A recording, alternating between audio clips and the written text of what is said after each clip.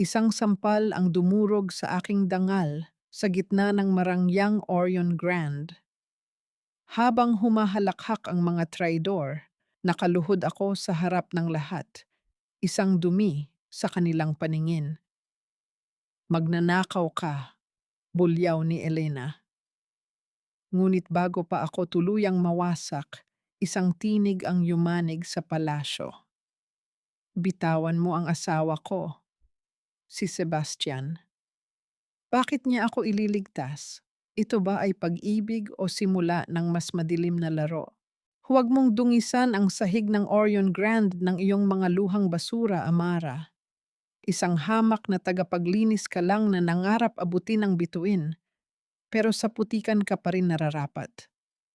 Aminin mo na ang ninakaw mo bago ko pa ipakaladkad ang iyong nanay palabas ng ospital.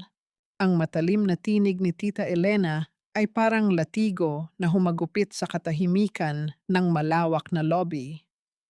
Sa gitna ng nagniningning na mga chandelier at marmol na sahig, nakaluhod si Amara de la Cruz. Ang kanyang mga kamay ay kulubot at namumula, basang-basa pa ng kemikal mula sa panlinis na ginagamit niya kanina lamang. Sa katunayan, bago siya hinarap at tinuro ng makapangyarihang ginang, 3 oras siyang walang tigil na nagkuskos ng sahig, tinitiis ang hapdi ng kanyang mga sugat sa balat para lamang masiguradong walang ni isang bahid ng dumi ang matatapakang muli ng mga bisitang mayayaman. Ginagawa niya ang lahat ng iyon para sa huling hininga ng pag-asa ng kanyang ina na nakaratay sa ospital. Ngunit heto siya ngayon, pinagbibintangang nagnakaw ng isang kwintas na kahit sa panaginip ay hindi niya kayang bayaran. Unti-unting binitawan ni Amara ang hawak na basahan.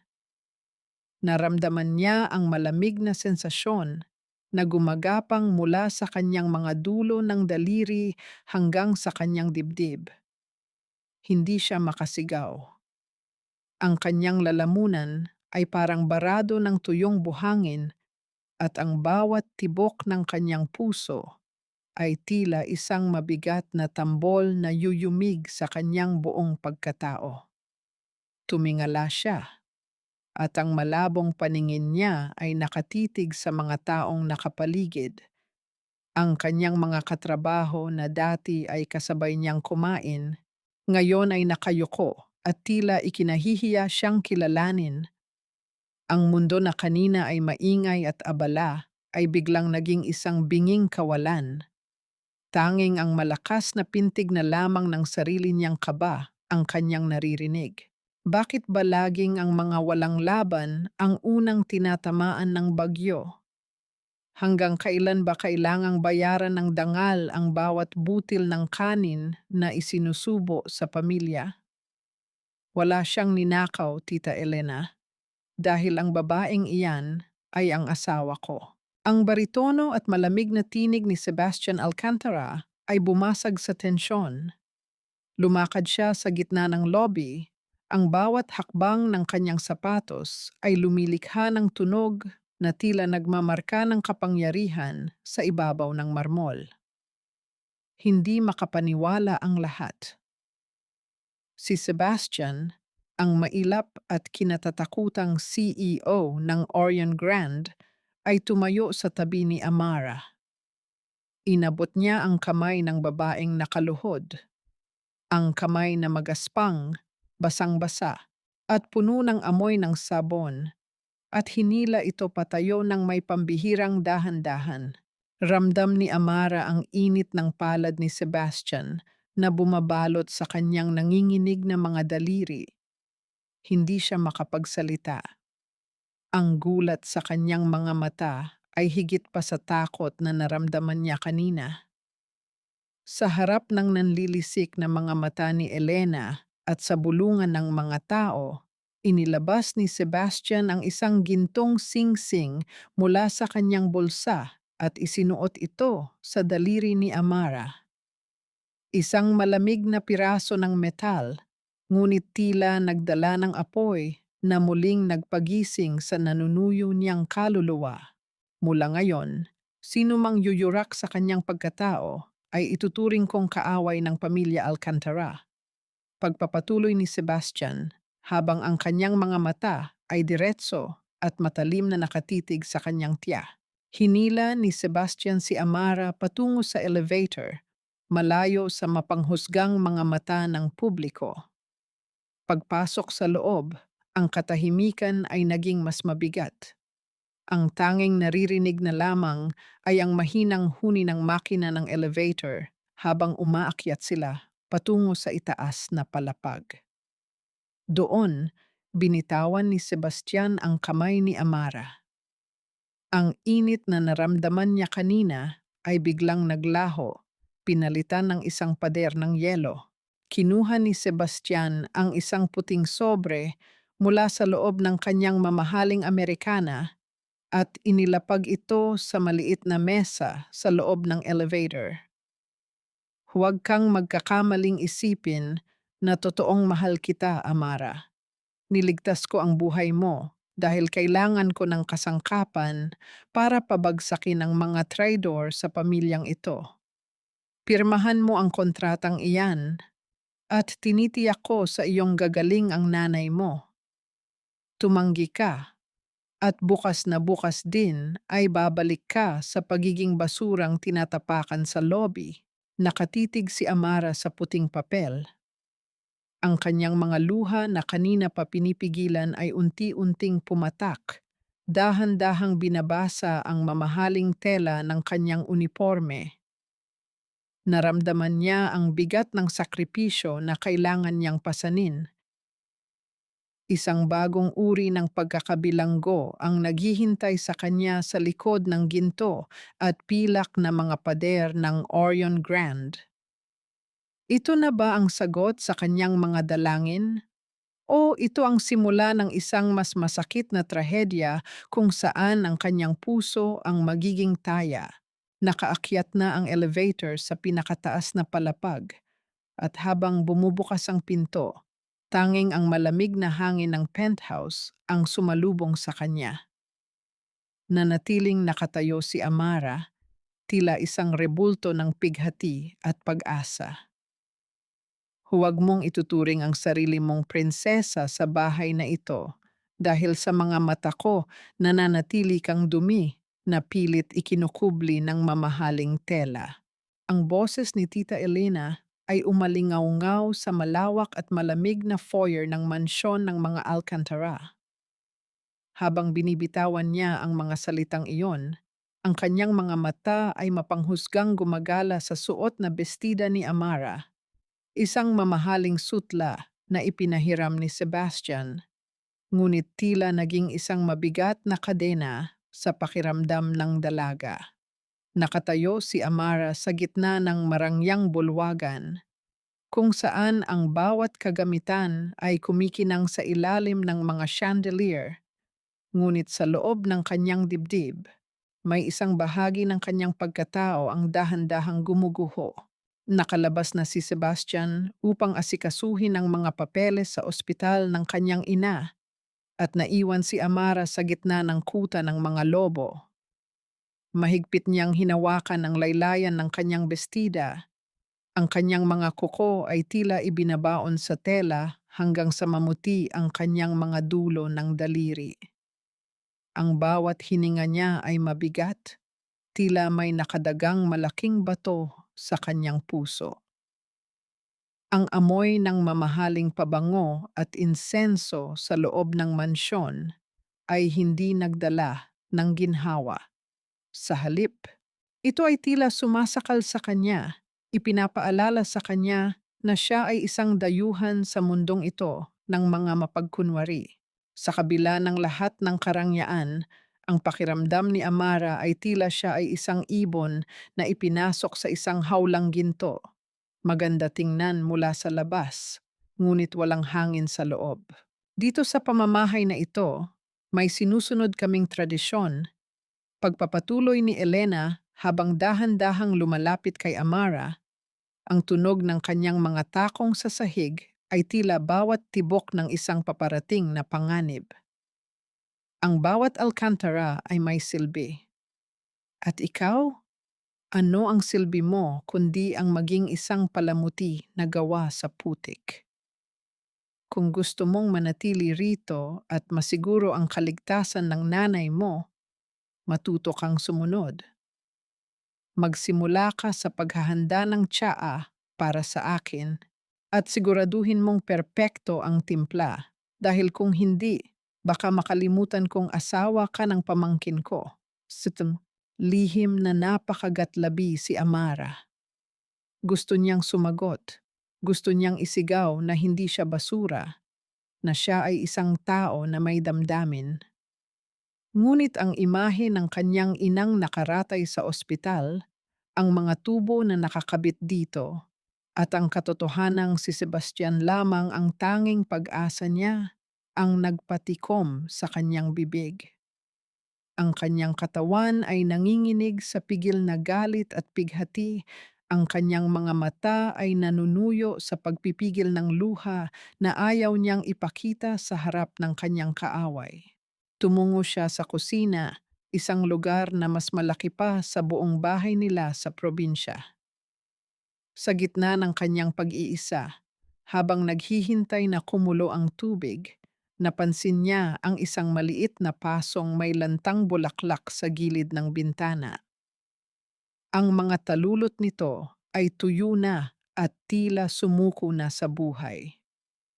Dahan-dahang inabot ni Amara ang isang basong tubig at maingat na diniligan ng halaman. Ang kanyang mga daliri ay banayad na humahaplos sa lupang tuyo. Huwag kang mag-alala, bulong niya sa sarili, mabubuhay din tayo. Ito ang maliit na sandali ng kapayapaan na tila nagbigay sa kanya ng lakas na harapin ang susunod na hagupit. Bit-bit ang tray ng tsaa, bumalik si Amara sa sala kung saan naghihintay si Elena kasama ang kanyang anak na si Marcus na noon ay abala sa pagtingin sa kanyang selpon. Ang bawat hakbang ni Amara ay puno ng pag-iingat, tila naglalakad sa ibabaw ng manipis na bubog. Masyadong matagal, reklamo ni Elena nang hindi man lang tumitingin kay Amara. Nang ilapag ni Amara ang tasa, sadyang iniurong ni Elena ang kanyang kamay, dahilan upang tumagilid ang tray. Ang mainit na likido ay mabilis na tumapon, diretso sa kaliwang kamay ni Amara. Ang hapdi ay agad na gumuhit sa kanyang balat, isang matinding kirot na tila libu-libong karayom ang tumusok sa kanyang laman. Ngunit sa halip na sumigaw, napahawak lamang siya sa kanyang dibdib. Ang kanyang mga mata ay nanlalaki sa gulat at sakit. Ang kanyang balat ay agad na namula at ang tsaa ay pumatak sa sahig, humahalo sa kanyang tahimik na pagdurusa. Tingnan mo ang ginawa mo. Napakawalang kwenta mo talaga. Sigaw ni Elena habang ang kanyang mukha ay puno ng pekeng pagkainis. Linisin mo yan, ngayon din.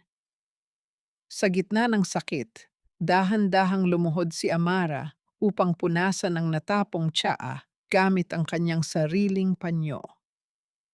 Habang nakayuko, narinig niya ang malamig na pagbukas ng pintuan ng mansyon. Dumating na si Sebastian. Tumingala si Amara, ang kanyang mga mata ay puno ng luha at ang kanyang nasunog na kamay ay nanginginig sa ilalim ng mesa. Nakita ni Sebastian ang eksena, ang kanyang asawa na nakaluhod sa sahig, ang natapong tsaa, at ang matagumpay na ngiti sa labi ni Elena. Tumigil ang mundo ni Amara nang magtama ang kanilang mga paningin. Susunggaban ba siya ni Sebastian ng galit dahil sa kanyang kapabayaan? O ito na ba ang sandali na makakakita siya ng kahit katiting na habag sa likod ng mga matang yelo ng kanyang asawa? Ang bawat patak ng mainit na tsaa sa sahig ay tila mga luha ng apoy na nagmamarka sa katahimikan ng mansyon. Nanatiling nakayuko si Amara, ang kanyang nasunog na kamay ay nakatago sa ilalim ng basang panyo, tinitiis ang hapdi na tila unti-unting kumakain sa kanyang laman. Sa kanyang pandinig, ang bawat yabag ni Sebastian papalapit ay tila tunog ng hatol. Anong nangyayari rito? Ang boses ni Sebastian ay mababa, ngunit may dalang lamig na sapat na upang magpatahimik kahit sa nagngangalit na kalooban ni Elena. Agad na nagbago ang anyo ni Elena. Ang kaninang nanlilisik na mga mata ay biglang napalitan ng huwad na pag-aalala. Oh, Sebastian, mabuti at dumating ka. Itong si Amara kasi, napakagaslaw kumilos. Gusto ko lang namang ipatikim sa kanya ang paborito mong tsaa. Pero heto, natapon niya. Sinabihan ko siyang huwag nang pansinin, pero mapilit ang bata. Gusto raw niyang linisin. Gaslighting. Alam ni Amara ang tawag doon, ngunit wala siyang lakas na tumutol. Ang kanyang buong atensyon ay nakatuon sa sakit ng kanyang kamay at sa bigat ng kanyang dibdib. Sa mundong ito, ang katotohanan ay madaling baluktutin ng mga taong may pilak sa dila. Hindi sumagot si Sebastian. Sa halip, lumapit siya kay Amara at hinawakan ang kanyang siko upang itayo siya. Sa pagkakataong iyon, hindi sinasadyang nahawakan ni Sebastian ang nasunog na bahagi ng balat ni Amara. Isang mahinang ungol ng sakit ang nakawala sa mga labi ng dalaga at ang kanyang katawan ay automatikong napasandal sa dibdib ng lalaki. Saglit na napatigil si Sebastian. Nararamdaman niya ang panginginig ni Amara, ang init ng lagnat na tila nagsisimulang mamuo sa katawan nito, at ang amoy ng sabon na humahalo sa pait ng tsaa. Dahan-dahan niyang itinaas ang kamay ni Amara at nakita ang mapulang bahagi ng balat na nagsisimula ng maugat. Isang matalim na tingin ang ipinukol ni Sebastian kay Elena. Isang tingin na tila nagsasabing hindi siya naniniwala sa bawat salitang binitawan nito. Dalhin mo ang gamot sa kwarto ko, utos ni Sebastian sa isang katulong, bago binalaling muli ang tingin kay Amara. Sumunod ka sa akin. Sa loob ng silid ni Sebastian, ang hangin ay payapa ngunit puno ng tensyon. Pinaupo niya si Amara sa gilid ng kama at kinuha ang first aid kit. Sa unang pagkakataon, nakita ni Amara si Sebastian na hindi bilang isang CEO, kundi bilang isang lalaking may bahid ng pagkatao. Maingat niyang nilinis ang sugat ni Amara.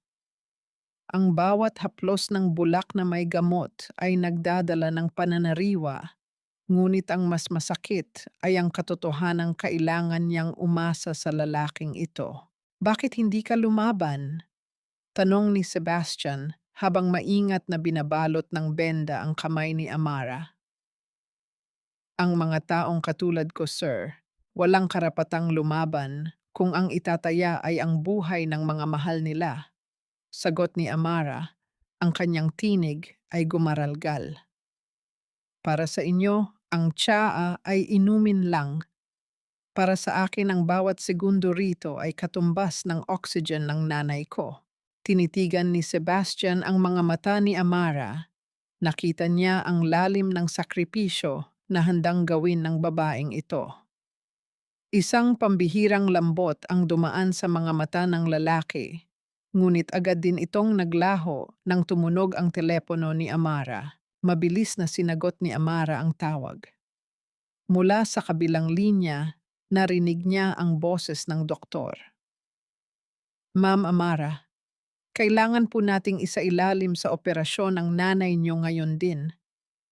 Lumala ang kanyang kondisyon, pero kailangan muna nating bayaran ang deposito na 500,000 piso.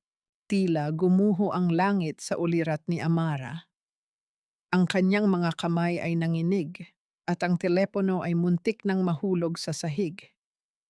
500,000, isang halaga na kahit habang buhay siyang magtrabaho sa Orion Grand ay hindi niya malilikom sa isang iglap. Lumingon siya kay Sebastian, Ang kanyang mga mata ay nagsusumamo, puno ng luha na hindi na kayang pigilin. Sir, Sebastian, nakikiusap po ako. Ang nanay ko, kailangan niya ng operasyon. Gagawin ko ang lahat. Kahit maging alipin niyo ako habang buhay, basta iligtas niyo lang ang nanay ko. Tumayo si Sebastian at lumapit sa bintana, nakatanaw sa malawak na siyudad na tila nasa ilalim ng kanyang mga paa. Alam mo ang bigat ng hinihingi mo, Amara. Sa mundong ito, walang libre. Ang utang na loob ay isang tanikala na mahirap kalasin. Humarap siya kay Amara. Ang kanyang mukha ay seryoso at walang emosyon. Ibibigay ko ang pera, pero may kapalit. Hindi sapat ang pagiging asawa sa papel. Gusto kong maging mga mata at taing ako sa loob ng bahay na ito. Gusto kong manmanan mo ang bawat galaw ni Tita Elena at Marcus. May ninanakaw sila sa kumpanya at ikaw ang kailangan kong kumuha ng ebidensya.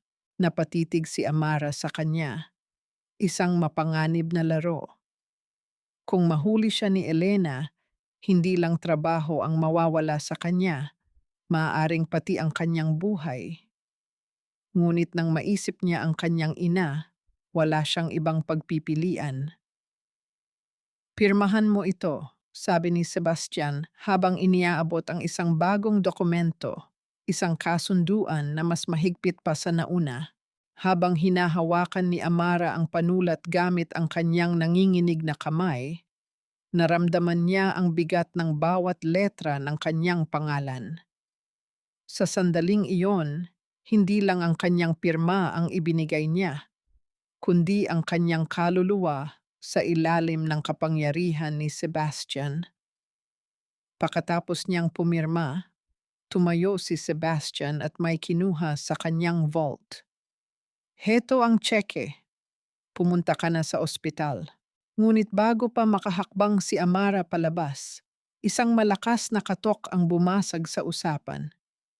Bumukas ang pinto at pumasok si Marcus, ang anak ni Elena, na may hawak na isang itim na folder. Ang kanyang ngiti ay nakakakilabot, tila may alam siyang hindi dapat malaman ng iba. Masyado yata kayong seryoso rito, sabi ni Marcus habang pabalbal na umuupo sa sofa. O baka naman nagpaplano na kayo kung paano itatago ang katotohanan tungkol sa nakaraan ng asawa mo, Sebastian? Alam mo ba, Amara, na hindi lang tiya ang kayang itapon ng pamilyang ito? Nanlamig ang buong katawan ni Amara. Ano ang alam ni Marcus? At ano ang folder na hawak nito na tila may kinalaman sa kanyang nakaraan? Akala mo ba ay mabubura ng isang puting uniforme at apelyidong Alcantara ang bahid ng iyong nakaraan, Amara? Ang isang basong marumi, kahit lagyan mo ng pinakamahal na alak, ay mananatiling marumi sa loob. Ang boses ni Marcus ay parang lason na dahan-dahang kumakalat sa silid. Ibinagsak niya ang itim na folder sa mesa at ang tunog nito ay tila isang malakas na kulog sa pandinig ni Amara. Sa loob ng sobrang iyon, alam ni Amara na naroon ang mga piraso ng kanyang buhay na pilit niyang ibinaon sa limot. Ang mga gabi ng matinding gutom, ang mga pagkakamaling nagawa niya sa ngalan ng kaligtasan, at ang isang madilim na kabanata na tanging sila lamang ng kanyang ina ang nakakaalam. Nakatitig si Amara sa tsekeng hawak niya. Ang papel na ito ang magliligtas sa kanyang ina, ngunit ang itim na folder na nasa harap niya ang maaaring pumatay sa kanyang bagong simula. Ang kanyang mga daliri ay nanginginig. Halos mapunit ang mahalagang papel sa kanyang kamay. Sa labas ng bintana, ang langit ay nagsisimulang magdilim, tila nakikiramay sa bigat na nararamdaman niya. Ang kaibahan ng kanyang sitwasyon ay tila isang malupit na biro ng tadhana. Hawak niya ang buhay ng kanyang ina sa isang kamay, habang sa kabilang banda ay nakalapag ang banta ng kanyang sariling pagkawasak. Lumabas ka, Marcos. Ang tinig ni Sebastian ay mahinahon ngunit may dalang panganib. Hindi siya tumingin sa folder. Ang kanyang mga mata ay nanatiling nakatitig sa kanyang pinsan, ang kanyang panga ay mahigpit na nakatikom. Bakit, Sebastian? Natatakot ka bang malaman na ang asawa mo ay hindi ang anghel na inaakala mo? O baka naman mas gusto mong mabuhay sa kasinungalingan? Tumayo si Marcos, isang mapanguyam ng ngiti ang nakapaskil sa kanyang labi bago siya lumabas ng silid. Ang tunog ng pagsasara ng pinto ay nag-iwan ng isang nakabibinging katahimikan sa pagitan ni na Sebastian at Amara. Hindi nangahas si Amara na tumingin kay Sebastian. Pakiramdam niya ay isa siyang basong kristal na unti-unting nagkakaroon ng lamat. Gusto niyang magpaliwanag, ngunit paano mo ipapaliwanag ang isang nakaraan na ikaw mismo ay ikinahihiya? Pumunta ka na sa ospital, sabi ni Sebastian nang hindi binabasa ang nilalaman ng folder. Ibigay mo ang pera.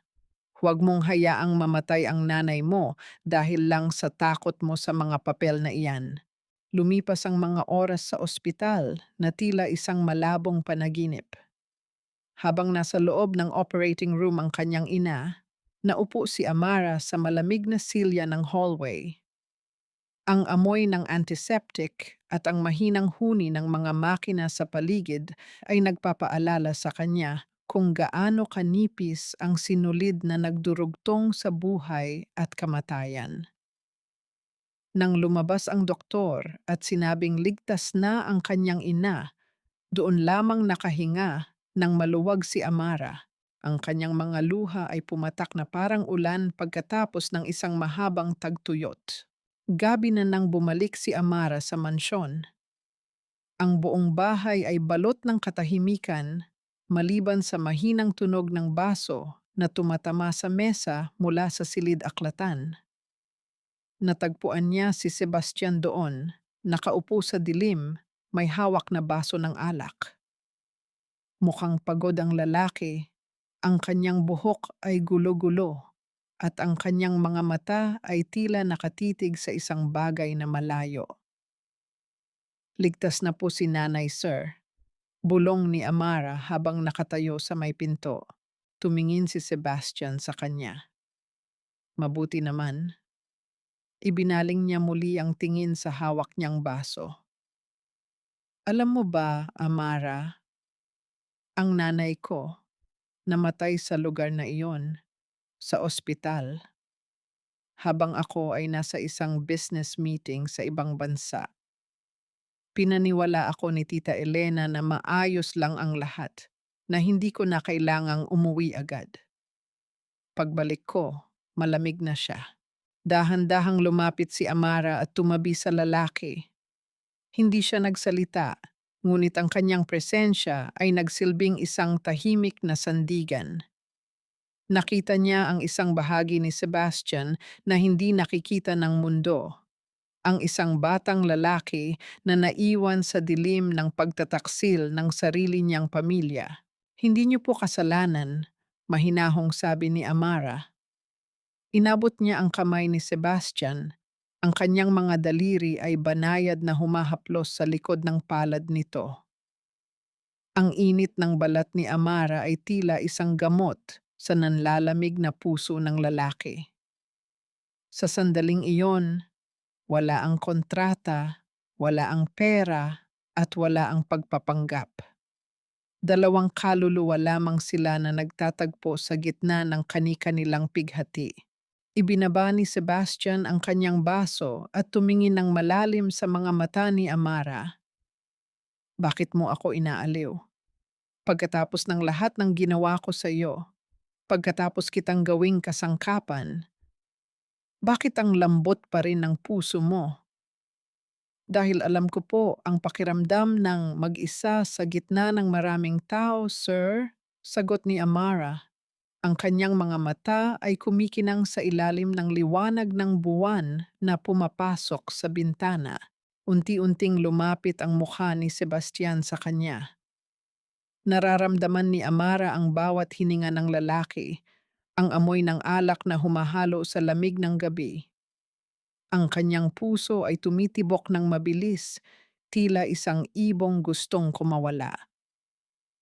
Ngunit bago pa man magtagpo ang kanilang mga labi, isang anino ang dumaan sa may pintuan. Napatayo si Amara at mabilis na lumayo. Si Elena ay nakatayo doon. Ang kanyang mga braso ay magkasalikop at ang kanyang mukha ay puno ng matinding galit.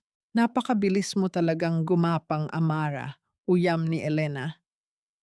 Pero baka nakakalimutan niyo, Sebastian. Ang itim na folder na iniwan ni Marcus ay hindi lang tungkol sa nakaraan ni Amara. May isang lihim doon na kapag nalaman ng Board of Directors, hindi lang ang babaeng iyan ang mawawala sa iyo, kundi pati ang buong Orion Grand. Ang asawa mo ay hindi lang isang mahirap na tagapaglinis. Siya ang anak ng taong dahilan kung bakit naghirap ang pamilya natin noon. Nanlaki ang mga mata ni Amara. Ang kanyang mundo ay tila biglang tumigil sa pag-ikot. Anong sinasabi ni Elena? Ang kanyang ama? Ang ama na matagal nang pumanaw at hindi niya halos natandaan? Tumingin si Sebastian kay Amara, ang kanyang mga mata ay puno ng pagdududa at sakit. Ang pader na kakarampot pa lamang na natitibag ay tila muling naitayo ng mas mataas at mas matatag. Totoo ba ito, Amara? Tanong ni Sebastian, ang kanyang boses ay tila galing sa ilalim ng lupa. Huwag kang tumingin sa akin nang tila ikaw ang biktima, Amara. Dahil sa dulo ng lahat, baka ikaw pala ang pumasok sa buhay ko upang ubusin ang natitira naming dangal. Ang boses ni Sebastian ay hindi na kasing init ng kanina. Ang bawat salita niya ay tila mga tipak ng yelo na bumabagsak sa pagitan nila. Dinudurog ang munting tulay ng pagtitiwala na kakarampot pa lamang na nabubuo. Sa ilalim ng liwanag ng buwan na tumatagos sa bintana ng silid-aklatan, ang mukha ni Sebastian ay naging isang estranghero, matigas, mapanghusga at puno ng pait. Nakatayo si Amara, ang kanyang mga kamay ay mahigpit na nakakuyom sa kanyang gilid. Nararamdaman pa rin niya ang hapdi ng pasong tinamo mula sa tsaa kanina, ngunit ang sakit na iyon ay walang-wala kumpara sa tila pagpiga sa kanyang puso ngayon. Nakatitig siya sa lalaking nagligtas sa kanya, ang lalaking sandali niyang naramdaman na nakakaunawa sa kanyang dusa. Ngunit heto siya ngayon, tila isang kriminal na hinahatulan sa isang kasalanang hindi niya alam na kailangan niyang pagbayaran. Sir Sebastian, wala akong alam sa sinasabi ni Tita Elena. Kumaralgal ang tinig ni Amara. Isang hamak na manggagawa lang ang tatay ko. Namatay siyang mahirap. Paano niya magagawang saktan ang isang pamilyang kasing yaman niyo? Ang kamangmangan ay hindi isang sapat na depensa, Amara. Sabat ni Elena habang dahan-dahang lumalakad paikot sa dalaga, ang kanyang mga mata ay nanlilisik sa tagumpay. Ang tatay mo, ang accountant na tumangay ng pondo ng Orion Grand 20 taon na ang nakalilipas. Dahil sa kanya, halos ma-bankrupt ang pamilya Alcantara. At heto ka ngayon, gumagapang sa anak ng taong sinira ng pamilya mo. Pinaling ni Sebastian ang kanyang tingin sa malayo. Hindi niya magawang tingnan si Amara. Ang folder na nasa mesa ay tila isang malaking pader na naghihiwalay sa kanila. Sa loob-loob niya, may bahagi ng kanyang puso na gustong maniwala sa luha ni Amara. Ngunit ang bigat ng nakaraan ay tila isang sumpa na hindi niya matakasan. Maghanda ka, Malamig na utos ni Sebastian nang hindi tumitingin sa dalaga. May charity gala bukas ng gabi. Kailangan mong magsuot ng maskara. Sa literal at metaporikal na paraan. Kailangan ng kumpanya ang imahe ng isang masayang pamilya. Pagkatapos ng gabi na iyon, pag-uusapan natin kung anong gagawin ko sa iyo. Kinabukasan, ang mansyon ay napuno ng ingay ng paghahanda. Ngunit sa gitna ng abala, si Amara ay tila isang anino na naglalakad sa mga pasilyo. Inutusan siya ni Elena na isuot ang isang lumang bestida na kulay abo, kupas, at tila basura kung itatabi sa karangyaan ng okasyon. Iyan ang nararapat sa iyo, sabi ni Elena ng may halong tawa. Isang basahang nagpapanggap na sutla. Habang nakaharap sa salamin sa kanyang maliit na silid, tinitigan ni Amara ang kanyang sarili. Ang kanyang mga mata ay mamula-mula, bakas ng magdamag na pag-iyak. Ngunit sa halip na sumuko, may isang bagong apoy na nag-alab sa kanyang dibdib. Hindi siya ang kanyang ama. Hindi siya ang pagkakamali ng nakaraan.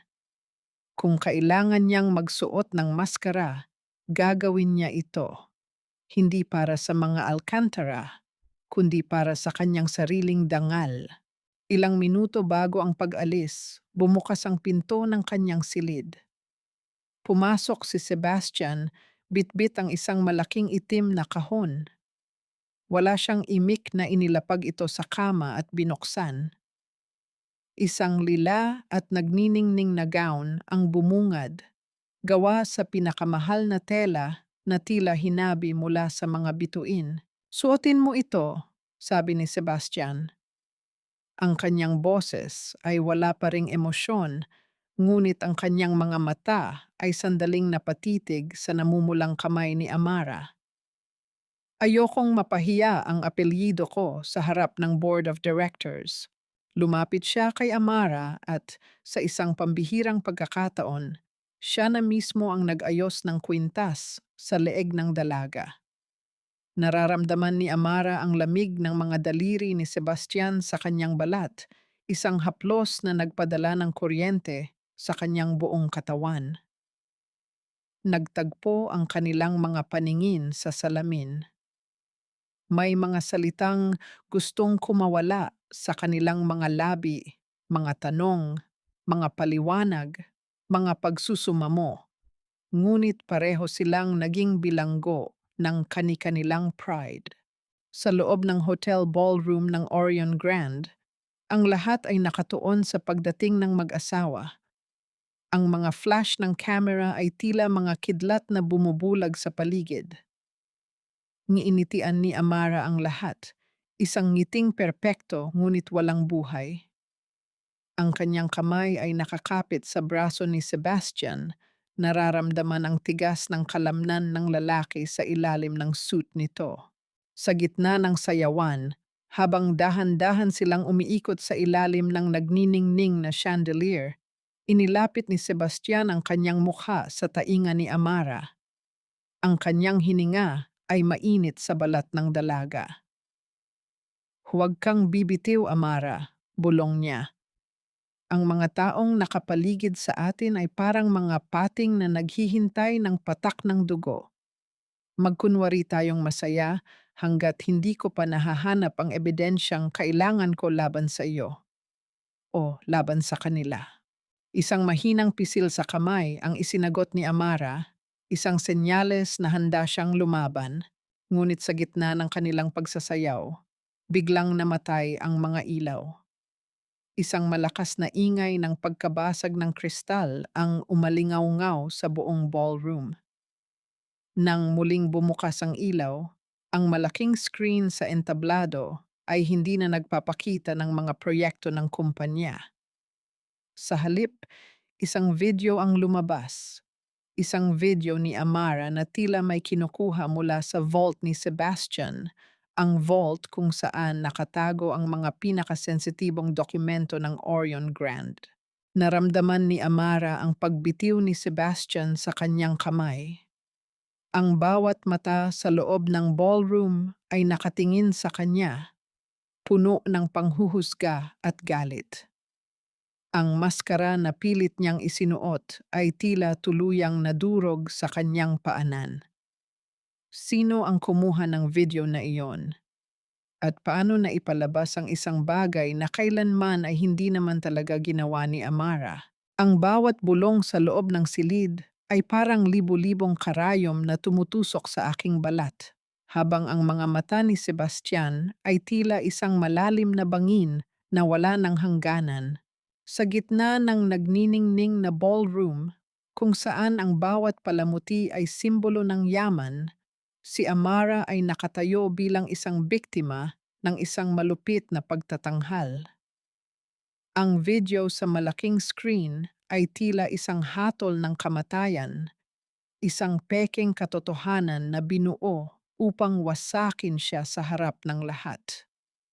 Naramdaman ni Amara ang pagbitiw ng kamay ni Sebastian at sa sandaling iyon, ang lamig ng hangin sa paligid ay mas naging masakit pa kaysa sa anumang sampal.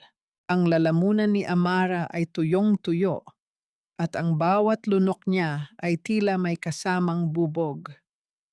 Tumingin siya sa paligid at nakita niya ang ngiti ni Tita Elena, isang ngiti ng tagumpay na tila nagsasabing, "Tapos ka na." Hindi makapagsalita si Amara. Ang kanyang mga paa ay tila nakabaon sa semento, hindi makagalaw habang ang mga flash ng camera ay patuloy na kumikislap. Ninanakaw ang natitira niyang dangal. "Umalis ka rito." Ang boses ni Sebastian ay halos isang bulong, ngunit may dalang bigat na tila gumuho ang buong Orion Grand sa balikat ni Amara. Hindi siya tumingin sa dalaga.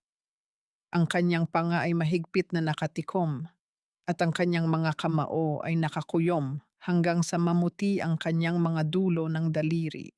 Tumakbo si Amara palabas ng ballroom. Ang mabigat na laylayan ng kanyang lila na gown ay sumasayad sa sahig, tila hinihila siya pababa. Hindi siya huminto hanggang sa makarating siya sa madilim na bahagi ng service elevator. Ang lugar kung saan siya ay komportable, ang lugar ng mga vohinhin o ang mga manggagawang hindi napapansin. Doon, sa sulok ng elevator, gumuho ang kanyang katatagan. Ang kanyang mga luha ay pumatak na parang ulan. Binabasa ang mamahaling tela na tila isang sumpa sa kanyang katawan. Ngunit sa gitna ng kanyang paghagulgol, isang pamilyar na tunog ang bumasag sa katahimikan. Ang tunog ng mga susi na tumatama sa isa't isa. Ang tunog ng isang janitor's cart. Huwag mong hayaang makita nilang talo ka, Amara. Ang boses ay galing kay Aling Martha, ang pinakamatandang Don Fong sa hotel na naging tila pangalawang ina ni Amara. Inangat ni Amara ang kanyang mukha. Ang kanyang maskara ay sira-sira na ng luha. "Aling Martha Benigna, hindi ko po ginawa yon." Pinagtabuyan ako ni Sebastian. "Alam ko, anak. Alam naming lahat," sabi ni Aling Martha habang hinahawakan ang nanginginig na kamay ni Amara. Inabutan niya ang dalaga ng isang maliit na USB drive. Nakita ng isa sa mga tauhan ko si Marcos na pumasok sa control room bago magsimula ang programa.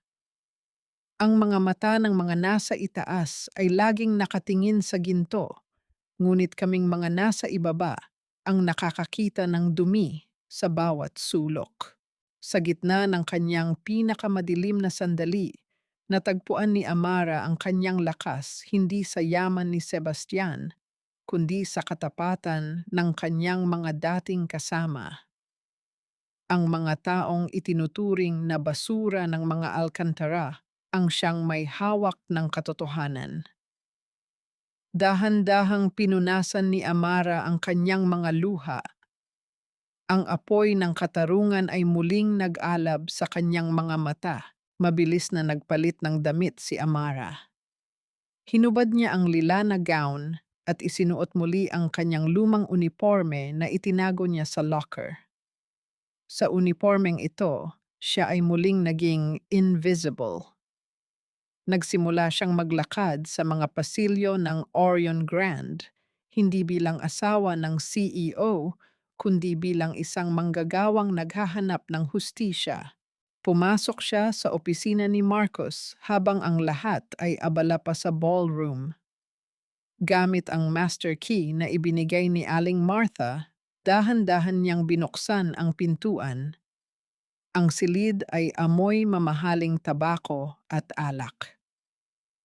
Sa ilalim ng malaking mesa, napansin niya ang isang punit na papel, isang resibo mula sa isang kilalang video editing shop na may petsa noong nakaraang linggo. Ngunit bago pa niya makuha ang papel, narinig niya ang mabibigat na yabag ng sapatos sa labas. Ang pintuan ay dahan-dahang bumukas. "Napakakulit mo talagang daga ka." Ang boses ni Marcus ay puno ng panunuya. Nakatayo siya sa pintuan, may hawak na baso ng scotch, at ang kanyang mga mata ay nanlilisik sa galit. "Akala mo ba makakatakas ka pa rito? Sa mundong ito, Amara, ang katotohanan ay pag-aari ng mga may pera. At ikaw? Wala kang kahit ano." Isinara ni Marcus ang pinto at nilock ito. Nilapitan niya si Amara nang may banta sa kanyang bawat hakbang. Ang puso ni Amara ay tumitibok ng mabilis, tila isang tambol sa gitna ng gabi. "Anong gagawin mo?" Matapang na tanong ni Amara, kahit ang kanyang mga binti ay nanginginig. "Ang nararapat sa mga pakialamera," sagot ni Marcos habang inilalapag ang kanyang baso. "Alam mo ba kung bakit namatay ang accountant na tatay mo? Hindi dahil nagnakaw siya, kundi dahil nakita niya ang hindi niya dapat makita. At ikaw, mukhang susunod ka na sa kanya." Nanlamig ang buong pagkatao ni Amara. Ang kanyang tatay ay hindi magnanakaw? Bago pa siya makasigaw, isang malakas na katok ang bumasag sa tensyon ng silid. "Marcus, buksan mo ang pinto!" Ang boses ni Sebastian ay puno ng awtoridad at galit. Tumingin si Marcos sa pinto, pagkatapos ay kay Amara. Isang mapanganib na ngiti ang sumilay sa kanyang labi. "Huli na ang lahat, Sebastian. Ang asawa mo ay tapos na. Pinili mo ang anak ng isang magnanakaw kaysa sa sarili mong dugo, Sebastian. Ngayon tingnan mo kung paano ka pinapaikot ng babaeng ito sa kanyang mga daliri." Ang boses ni Elena ay tila isang malupit na sumpa na bumasag sa katahimikan ng pasilyo. Pagkabukas ng pinto ng opisina ni Marcos, hindi ang katotohanan ang bumulaga kay Sebastian, kundi isang maselang tagpo na sadyang binuo upang lasunin ang kanyang isipan. Nakatayo si Amara malapit sa bintana, nanginginig at hawak ang isang gusot na papel, habang si Marcos ay nakangisi, tila isang manunila na katatapos lang makuha ang kanyang biktima. Ang bawat segundo ng katahimikan ay tila libu-libong tonelada ng bigat na dumadagan sa dibdib ni Amara. Sinalubong ni Amara ang mga mata ni Sebastian. Ang lalaking kanina lamang ay nagligtas sa kanya sa gitna ng ballroom ay muling nagbago. Ang kislap ng pag-aalala sa kanyang mga mata ay unti-unting napalitan ng isang madilim at mapanganib na hinala. Naramdaman ni Amara ang panunuyo ng kanyang lalamunan. Ang bawat salitang gusto niyang bitawan upang ipaliwanag ang USB na nasa kanyang bulsa ay tila nabaon sa ilalim ng matinding takot. "Anong ginagawa mo rito, Amara?" Ang tanong ni Sebastian ay malamig, walang emosyon, at tila galing sa isang estranghero. Bago pa makasagot si Amara, Humakbang pasulong si Elena, bitbit ang isang cellphone. Huwag ka nang magtanong, Sebastian. Tingnan mo ito. Ipinakita ni Elena ang isang larawan. Isang malabong kuha ni Amara na tila may kayakap na lalaki sa likod ng hotel, isang lalaking hindi si Sebastian. Ito ang dahilan kung bakit siya narito. Ginagamit niya ang mansyon, ang kumpanya, at maging ikaw para sa pansarili niyang interes at para sa lalaking ito na matagal na niyang itinatago. Kasabay nito, isang lalaki ang lumabas mula sa anino ng pasilyo, umiiyak at nagmamakaawa. Amara, bakit mo ako ipinagpalit sa yaman? Sabi mo, kukuha ka lang ng pera sa kanila at babalik ka na sa akin.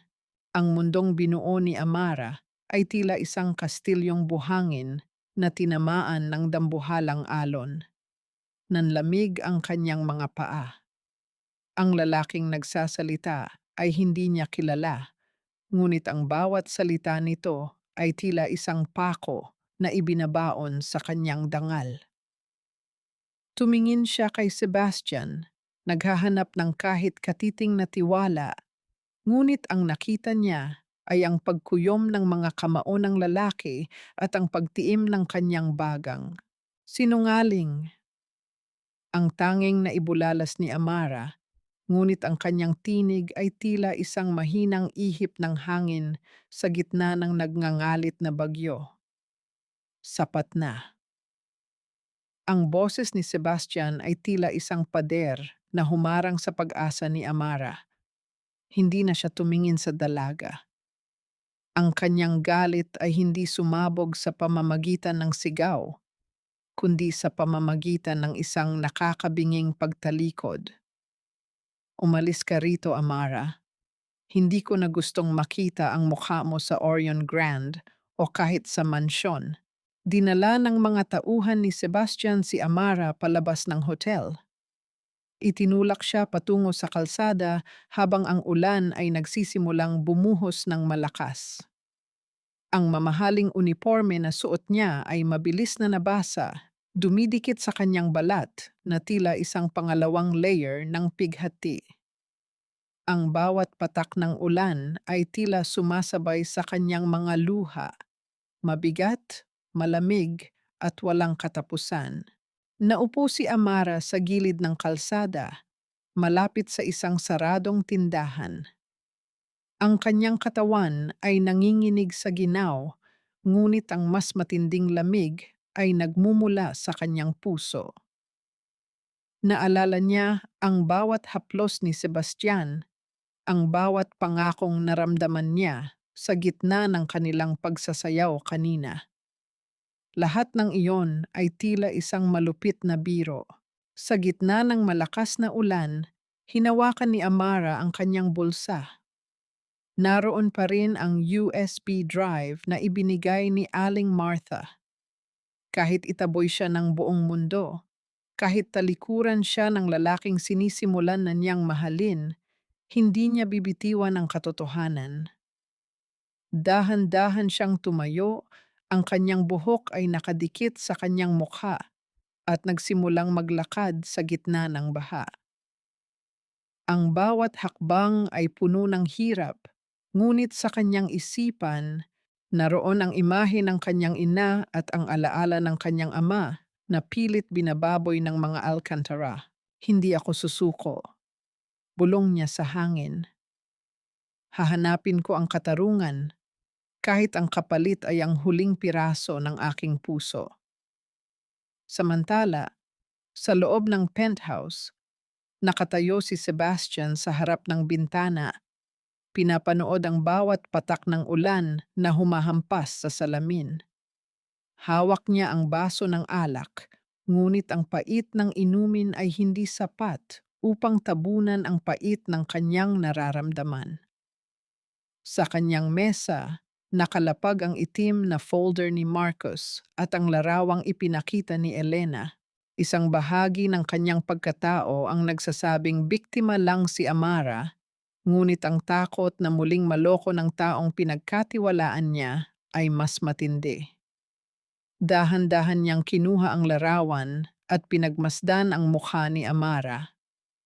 Bakit sa kabila ng lahat ng ebidensya, ang mga mata ng dalaga ay tila nagsusumamo pa rin ng katotohanan? Biglang bumukas ang pinto at pumasok ang kanyang sekretarya, hinihingal. Sir Sebastian, may natanggap po kaming report mula sa security. May isang tao pong pumasok sa database ng hotel gamit ang ID ni Amara bago siya napaalis. Pero hindi po para magnakaw, kundi para mag-upload ng isang file. Nabitawan ni Sebastian ang kanyang baso. Ang pagkabasag ng kristal sa sahig ay tila isang babala. Anong file? Isang audio recording po, sir, mula sa opisina ni Marcus. Ang bawat salitang narinig ko sa recording na iyon ay tila mga lason na bumabaligtad sa aking sikmura, habang ang bawat patak ng ulan sa labas ay tila sumasabay sa pintig ng aking pagsisisi. Sa loob ng madilim na penthouse, ang tanging liwanag ay nagmumula sa screen ng laptop ni Sebastian. Paulit-ulit na umaaling-aungaw ang boses ni Marcus mula sa audio file na ini-upload ni Amara. Huwag kang mag-alala, Tita Elena. Ang ex na kinuha natin ay magaling umarte. Kahit si Sebastian, hindi mapapansing bayad ang lalaking iyon para sirain ang babaeng dumi sa ating paningin. Isang malakas na hampas ng kamao sa mesa ang bumasag sa katahimikan. Ang sakit na naramdaman ni Sebastian sa kanyang kamay ay wala pang 1% ng sakit na dulot ng katotohanan. Napakabulag niya. Hinayaan niyang madungisan ng hinala ang tanging taong naging totoo sa kanya. Ang imahe ni Amara na basang-basa sa ulan na may mga matang puno ng sugat at pagsusumamo ay tila isang multo na sumasakal sa kanyang konsensya. Hindi na siya nag-aksaya ng panahon. Mabilis siyang bumaba patungo sa kanyang sasakyan, binabaliwala ang mga tawag ni Elena sa likuran. Sa gitna ng bumubuhos na bagyo, nilibot niya ang bawat kalsada sa paligid ng Orion Grand. Ang kanyang mga mata ay pilit na sumisilip sa dilim. Hinahanap ang isang babaeng tila itinapon ng tadhana. Natagpuan niya si Amara sa ilalim ng isang lumang waiting shed, malapit sa daan patungo sa dati nitong tirahan. Nakasandal ang dalaga sa malamig na semento, nanginginig ang buong katawan, at ang kanyang labi ay maputlang maputla na tila wala ng buhay. Ang kanyang uniforme ay puno ng putik at ang kanyang mga mata ay nakapikit ng mahigpit. Amara! Ang sigaw ni Sebastian ay nilunod ng tunog ng kulog.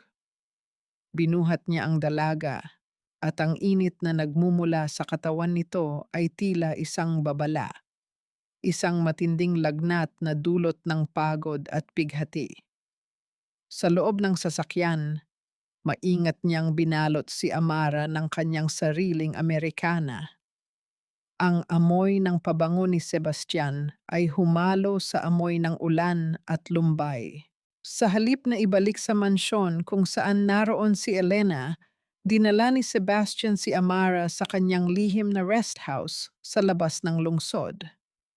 Doon, sa gitna ng katahimikan ng mga puno, siya mismo ang nag-alaga sa dalaga. Gamit ang isang basang panyo, dahan-dahang pinunasan ni Sebastian ang noo ni Amara. Ang bawat dampi ng malamig na tubig sa mainit na balat ng dalaga ay tila isang paraan ng paghingi ng tawad. Ang makapangyarihang CEO na kinatatakutan ng lahat ay heto ngayon, mapagkumbabang nagluluto ng mainit na lugaw sa kusina, kahit na hindi niya alam kung paano sisimulan ang paghawak sa sandok. Ang bawat tunog ng kumukulong sabaw ay tila isang awit ng pagsisisi. Nang magising si Amara, Ang unang nakita niya ay ang malambot na liwanag ng lampara at ang mukha ni Sebastian na nakasandal sa gilid ng kanyang kama. Ang mga mata ng lalaki ay puyat at puno ng pag-aalala. "Nasaan ako?" Mahinang tanong ni Amara. Ang kanyang boses ay halos isang bulong. Inalalayan siya ni Sebastian na maupo.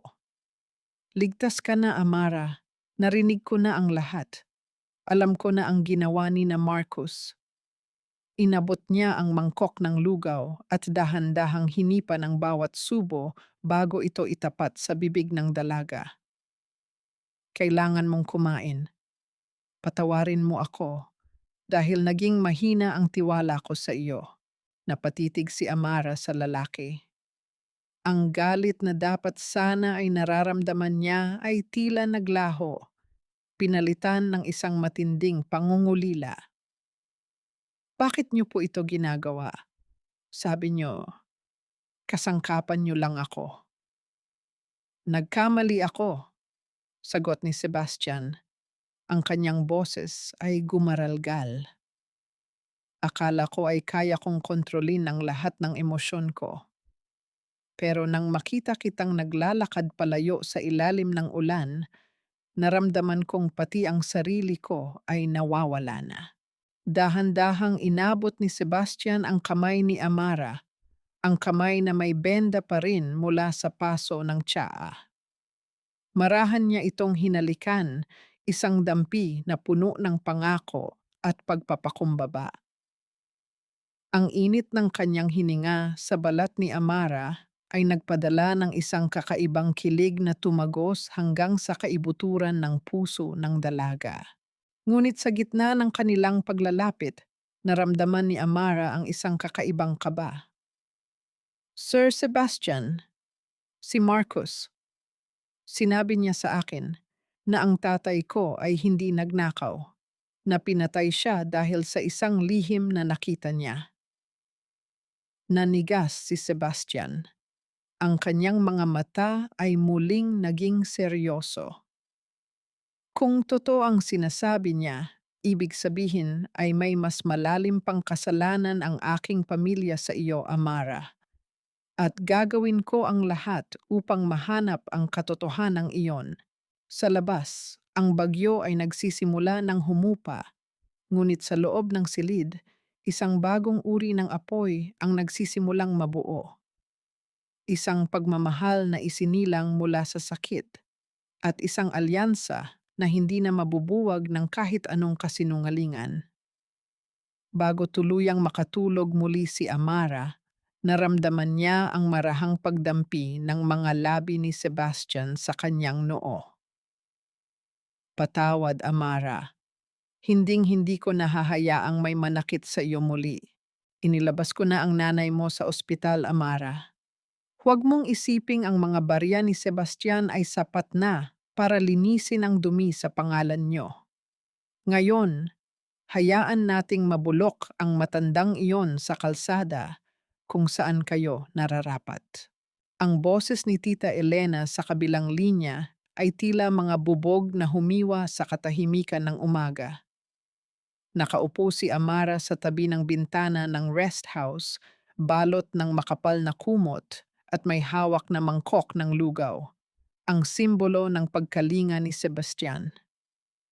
Ngunit sa isang sandali, ang bawat butil ng kanin ay tila naging abo sa kanyang bibig. Ang kanyang kamay na may benda ay nagsimulang manginig ng husto, dahilan upang mahulog ang kutsara sa sahig at lumikha ng isang matunog na kalansing na tila hudyat ng muling pagkawasak ng kanyang mundo. Naramdaman ni Amara ang paglamig ng kanyang mga dulo ng daliri habang ang bawat salita ni Elena ay bumabaon sa kanyang ulirat. Ang kanyang ina, nakakakita pa lamang ng liwanag ng pag-asa, ay muling itinapon sa dilim ng kawalan dahil sa laro ng kapangyarihan. Ang kanyang puso ay tila pinipiga ng isang hindi nakikitang kamay, at ang bawat hininga niya ay naging isang laban para sa hangin. Bakit ba ang kaligayahan ay tila isang utang na kailangang bayaran ng mas matinding dusa? Hindi na naghintay si Amara na matapos ang usapan. Sa kabila ng panghihina ng kanyang katawan mula sa lagnat, tumayo siya at naglakad palabas. Hindi siya pwedeng manatili rito habang ang kanyang ina ay naghihirap. Wala si Sebastian sa rest house. Bumalik ito sa lungsod upang ayusin ang gulo sa hotel. Kaya alam ni Amara na siya lamang ang tanging alas ng kanyang ina. Bumalik siya sa mansyon ng mga Alcantara, hindi bilang isang biktima, kundi bilang isang babaeng wala nang natitira, kundi ang kanyang galit. Sinalubong siya ni Elena sa malawak na sala, nakaupo sa kanyang trono ng karangyaan, may hawak na baso ng tsa at isang ngiting puno ng kamandag. Napakabilis mo namang bumalik, uyam ni Elena habang tinititigan ang namumutlang mukha ni Amara. Akala ko ba ay nagpapakasarap ka na sa piling ni Sebastian? Bakit? Hindi ka ba kayang iligtas ng kanyang pagmamahal mula sa katotohanang pulubi ka pa rin? Huminga ng malalim si Amara. Inayos niya ang kanyang tayo at itinuwid ang kanyang balikat. Inilabas niyo ang nanay ko sa ospital dahil natatakot kayo, Tita Elena. Natatakot kayo na kapag gumaling siya, sasabihin niya sa lahat ang tunay na nangyari 20 taon na ang nakalilipas.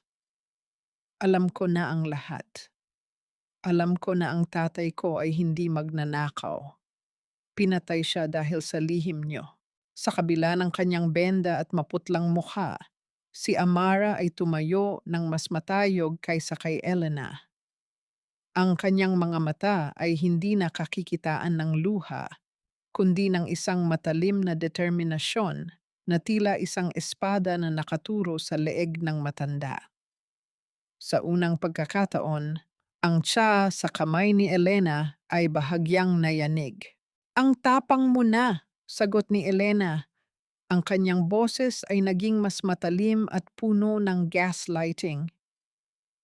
"Pero sino ang maniniwala sa iyo? Isang yaya? Isang tagalinis? Isang babaeng pumasok sa pamilyang ito dahil sa isang kontrata? Wala kang hawak na ebidensya, Amara. At hanggat wala kang papel, ikaw pa rin ang kriminal sa mata ng batas." Mabilis na lumapit si Elena kay Amara at hinawakan ng mahigpit ang kanyang braso, doon mismo sa bahaging may paso. Naramdaman ni Amara ang hapdi, ngunit hindi siya kumibo.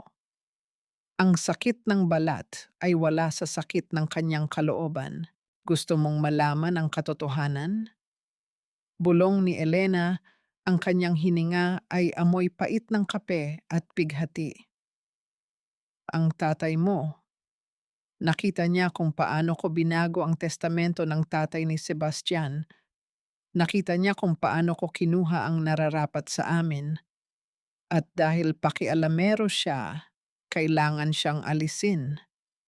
At ikaw, mukhang kailangan mo ring matuto ng leksyon sa loob ng mahabang panahon." Bago pa makakilos si Amara, pumasok ang dalawang lalaking tauhan ni Marcos. Hinila nila si Amara patungo sa madilim na bahagi ng mansyon, ang bodega sa ilalim ng lupa na matagal nang hindi nabubuksan. Itinulak nila siya sa loob, at ang tanging liwanag na nakita niya ay ang pagpasok ng alikabok bago tuluyang isinara ang mabigat na pinto ng bakal. "Diyan ka muna mag-isip kung paano mo ililigtas ang nanay mo," sigaw ni Elena mula sa labas. Dahil sa bawat oras na lumilipas, ang hininga niya ay paikli ng paikli. Naiwang mag-isa si Amara sa kadiliman. Ang amoy ng amag at kalawang ay tila sumasakal sa kanya. Napaupo siya sa malamig na sahig, niyayakap ang kanyang sarili. Ang bawat tibok ng kanyang puso ay tila isang orasan na nagbibilang ng nalalabing oras ng kanyang ina. Sino ang makakarinig sa kanyang sigaw sa ilalim ng mga pader ng kapangyarihan? At mayroon pa bang liwanag na darating para sa isang taong ang tanging kasalanan ay ang magmahal ng tapat? Ang kadiliman sa loob ng bodega ay hindi lamang kawalan ng liwanag. Ito ay isang mabigat at malamig na presensya na tila unti-unting lumalamon sa katinuan ni Amara. Sa bawat paghinga niya, nalalanghap niya ang alikabok ng mga dekadang kinalimutan na ng pamilya Alcantara. Ang bawat tibok ng kanyang puso ay tila isang malakas na katok sa pintuan ng kamatayan, ipinapaalala sa kanya na sa labas ng mga pader na ito, ang hininga ng kanyang ina ay unti-unti ring nauubos. Napakasakit isipin na sa kabila ng lahat ng kanyang pagsasakripisyo, sa paglunok niya ng kanyang dangal upang maging isang asawa sa papel, ay nauwi pa rin siya sa lugar na ito. Isang basurang itinapon sa ilalim ng lupa. Ang lamig ng semento ay tumatagos sa kanyang buto at ang hapdi ng kanyang mga sugat ay tila sumasabay sa kurot ng gutom at uhaw. Ngunit mas matindi ang hapdi ng kawalang katiyakan. Nanay, patawad. Bulong niya sa hangin, ang kanyang boses ay nanginginig at basag. Patawad dahil hindi kita maipagtanggol. Sa gitna ng kanyang pagluha, ang kanyang mga daliri ay nagsimulang gumapang sa sahig, naghahanap ng kahit anong bagay na maaaring magamit. Sa sulok ng bodega, sa ilalim ng mga lumang kurtina na puno ng amag, naramdaman niya ang isang matigas na kahon na gawa sa kahoy. Ito ay isang lumang baul. May mga ukit na tila nagmula pa sa nakaraang henerasyon. Dahil sa desperasyon, pilit niyang binuksan ang kalawanging lock nito gamit ang isang piraso ng bakal na nakita niya sa sahig. Sa loob ng baul, hindi ginto o alahas ang bumungad sa kanya, kundi mga lumang liham at isang itim na leather na folder na may tatak ng selyo ng Orion Grand. Sa tulong ng maliit na sinag ng buwan na pilit na sumisilip sa isang maliit na siwang sa itaas, binasa ni Amara ang unang pahina. Ang kanyang mga mata ay nanlaki sa gulat. Ito ang tunay na testamento ni Don Roberto Alcantara, ang ama ni Sebastian. Dito nakasaad ang katotohanang pilit ibinaon ni Elena sa limot.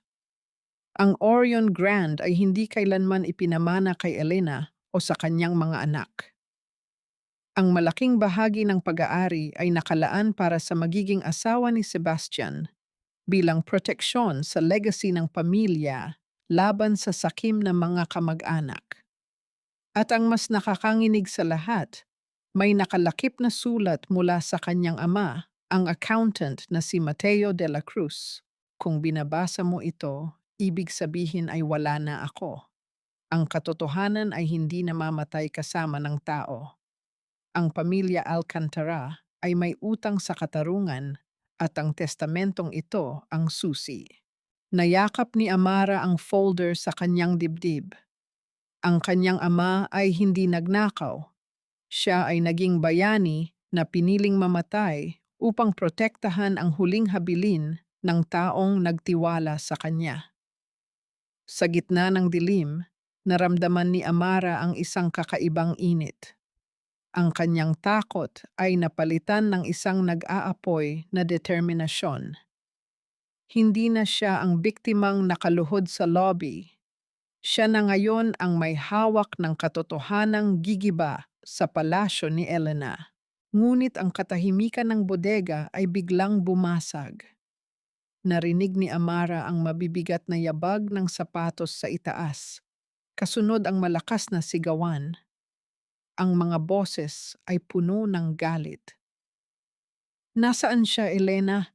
Nasaan ang asawa ko? Ang boses ni Sebastian ay tila isang nagngangalit na leon. Wala siya rito, Sebastian. Umalis siya dahil hindi niya matanggap na anak siya ng isang kriminal. Sigaw ni Elena, ang kanyang boses ay puno ng gaslighting at panlilinlang. Nagsimulang sumigaw si Amara. Hinampas niya ang pintong bakal ng kanyang mga nanginginig na kamay. Sebastian! Narito ako! Sebastian! Ngunit ang kapal ng pader ay tila nilalamon ang kanyang tinig. Biglang isang nakakabinging tunog ng pagsabog ang umalingaw-ngaw. Ang pintong bakal ay nayanig ng malakas ng tamaan ito ng isang mabigat na bagay. Ang tunog ng bakal na tumatama sa bakal ay nagpaulit-ulit hanggang sa tuluyang masira ang lock. Ang pinto ay bumukas ng marahas at doon, sa gitna ng usok at alikabok, tumambad ang anyo ni Sebastian. Ang kanyang mukha ay puno ng dumi at galit, at sa kanyang kamay ay may hawak siyang isang mabigat na kagamitan na ginamit niya upang wasakin ang harang. Nang makita niya si Amara na nakahandusay sa sahig, yakap ang itim na folder. Ang kanyang galit ay biglang napalitan ng isang matinding pighati. Mabilis siyang lumapit at binuhat ang dalaga.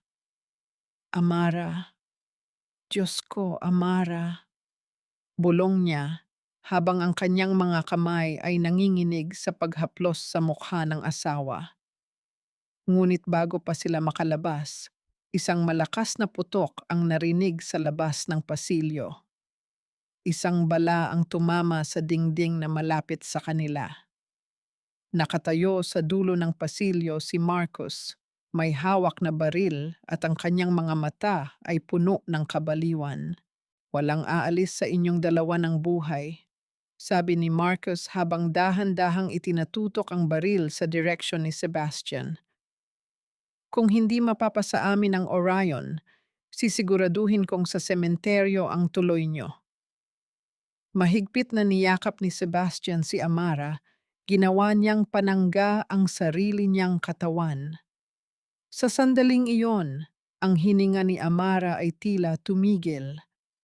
Hawak niya ang ebidensya ng katarungan, ngunit ang buhay ng lalaking mahal niya ay nasa bingit ng panganib. Iputok mo, Marcos. Iputok mo ang baril na iyan at tiyakin mong hindi na ako hihinga. Dahil sa sandaling mabuhay ako, sisiguraduhin kong ang impyerno ang magiging hantungan ninyong mag-ina. Ang tinig ni Sebastian ay hindi nanginig. Sa gitna ng madilim at maalikabok na pasilyo ng bodega, tumayo siya ng matuwid, ginagawang kalasag ang sariling katawan upang protektahan si Amara na nasa likuran niya. Nararamdaman ni Amara ang init ng likod ni Sebastian at ang mabilis na pintig ng puso nito na tumatama sa kanyang balikat. Ang amoy ng pulbura at kalawang ay humahalo sa amoy ng pawis at takot, ngunit sa gitna ng panganib, ang mas nangingibabaw kay Amara ay ang bigat ng folder na yakap niya, ang katotohanang handang pumatay ng mga Alcantara. Nanginginig ang mga kamay ni Marcus habang nakatutok ang dulo ng bakal sa kanyang pinsan. Ang pawis ay umaagos sa kanyang noo at ang kanyang mga mata ay nanlilisik sa desperasyon. Akala mo ba matatakot mo ako, Sebastian? Pagod na akong maging anino mo. Pagod na kaming mag-ina na mamulot ng mga tirang mumo sa lamesa ng Orion Grand habang ikaw ay nagpapakasasa sa yaman. Hindi ka namumulot ng mumo, Marcos. Magnanakaw ka. Matapang na sabat ni Amara mula sa likuran ni Sebastian. Dahan-dahan siyang sumilip. Ang kanyang mukha ay maputla, ngunit ang kanyang mga mata ay tila nag-aapoy na uling. Hawak ko ang testamento ni Don Roberto. Hawak ko ang sulat ng tatay ko. Alam ko na ang lahat.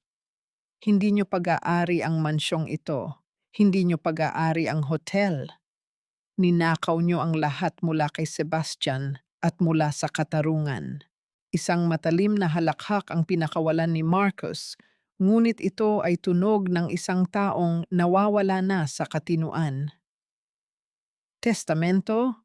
Papel lang iyan, Amara. Sa mundong ito, ang may hawak ng gatilyo ang nagsusulat ng kasaysayan. Bago pa man maigalaw ni Marcos ang kanyang daliri, isang matunog na hakbang ang narinig mula sa dulo ng pasilyo. Dumating si Tita Elena, hinihingal at ang kanyang mamahaling alahas ay tila hindi na nagbibigay ng liwanag. Marcos, huwag. Huwag mong dumanak ang dugo rito. Bakit, tita? Takot ka bang makita ang katotohanan? Sigaw ni Sebastian. Alam ko na ang ginawa niyo sa tatay ko. Alam ko na ang ginawa niyo kay Mateo de la Cruz. Ang bawat sentimong kinakamkam niyo ay may bahid ng dugo. Sa gitna ng tensyon, inabot ni Sebastian ang kamay ni Amara sa likuran niya. Ang kanilang mga daliri ay nagtagpo at mahigpit na nagdaop. Isang tahimik na sumpaan na kahit anong mangyari, hindi sila bibitaw. Sa sandaling iyon, naramdaman ni Amara na ang kanyang takot ay unti-unting natutunaw. Hindi na siya ang yaya na walang laban. Siya ang kabiyak ng lalaking handang itaya ang lahat para sa kanya. Bitawan mo ang baril, Marcos, mahinahong utos ni Sebastian. Ngunit ang kanyang mga mata ay tila nanunubok. Nandyan na ang mga pulis. Pinalibutan na nila ang mansyon. Tila nabingi si Marcos sa narinig. Ang tunog ng mga sirena sa malayo ay nagsimulang pumasok sa kanyang pandinig. Tila mga tinig ng hatol na papalapit. Sa isang iglap ng pagkataranta, muling itinuon ni Marcos ang baril kay Amara. Kung babagsak ako, isasama kita. Isang malakas na tunog ng pagputok ang umalingaw-ngaw sa loob ng bodega. Napapikit si Amara at napasigaw, inihanda ang sarili sa sakit. Ngunit sa halip na bala ang maramdaman, naramdaman niya ang bigat ng katawan ni Sebastian na bumagsak sa kanya. Sebastian, ang tiling iyon ni Amara ay tila nagmula sa kaibuturan ng kanyang kaluluwa. Hindi namatay si Sebastian, ngunit ang bala ay dumanas sa kanyang balikat, dahilan upang dumanak ang pulang likido sa kanyang puting polo. Sa kabilang dulo, mabilis na dinamba ng mga security personnel si Marcos bago pa ito makaputok muli. Si Elena ay napaluhod sa sahig, humahagulgol habang pinapanood ang kanyang anak na pilit na iginigapos. Nanginginig na inalalayan ni Amara si Sebastian. Bakit niyo ginawa yun? Bakit niyo ako sinangga? Ang kanyang mga luha ay pumatak sa mukha ng lalaki, humahalo sa dumi at pawis nito. Ngumiti ng bahagya si Sebastian kahit na bakas ang kirot sa kanyang mukha. Dahil ikaw ang aking katotohanan, Amara. Mas mahalaga ang buhay mo kaysa sa anumang yaman ng Orion. Sa pagdating ng mga awtoridad, ang kadena ng kasinungalingan na naggapos sa pamilya Alcantara sa loob ng 2 dekada ay tuluyan ng naputol. Inalalayan ng mga medic si Sebastian habang si Amara ay nananatiling nakahawak sa folder. Ang kanyang mukha ay puno ng dugo at luha, ngunit ang kanyang puso ay sa wakas ay nakaramdam ng kalayaan. Ngunit habang isinasakay si Elena sa sasakyan ng pulis, lumingon ito kay Amara nang may mapait ng ngiti. Akala mo ba ay tapos na ang lahat, Amara? Ang nanay mo, nasa kamay pa rin siya ng mga taong binayaran ko. Isang tawag ko lang at susunod siya sa tatay mo. Nanlamig ang buong pagkatao ni Amara. Ang tagumpay na kakamit pa lamang niya ay biglang naging abo. Sa gitna ng kaguluhan, nasaan ang kanyang ina? Kunin niyo na ang lahat sa akin. Ang aking dangal, ang aking kinabukasan, maging ang aking hininga. Huwag niyo lang saktan ang aking ina. Siya na lang ang natitirang piraso ng langit sa buhay kong puno ng impyerno. Ang boses ni Amara ay halos hindi lumalabas sa kanyang lalamunan habang nakatitig siya sa screen ng kanyang telepono. Sa isang madilim na video call, nakita niya ang kanyang ina na nakagapos sa isang lumang silya.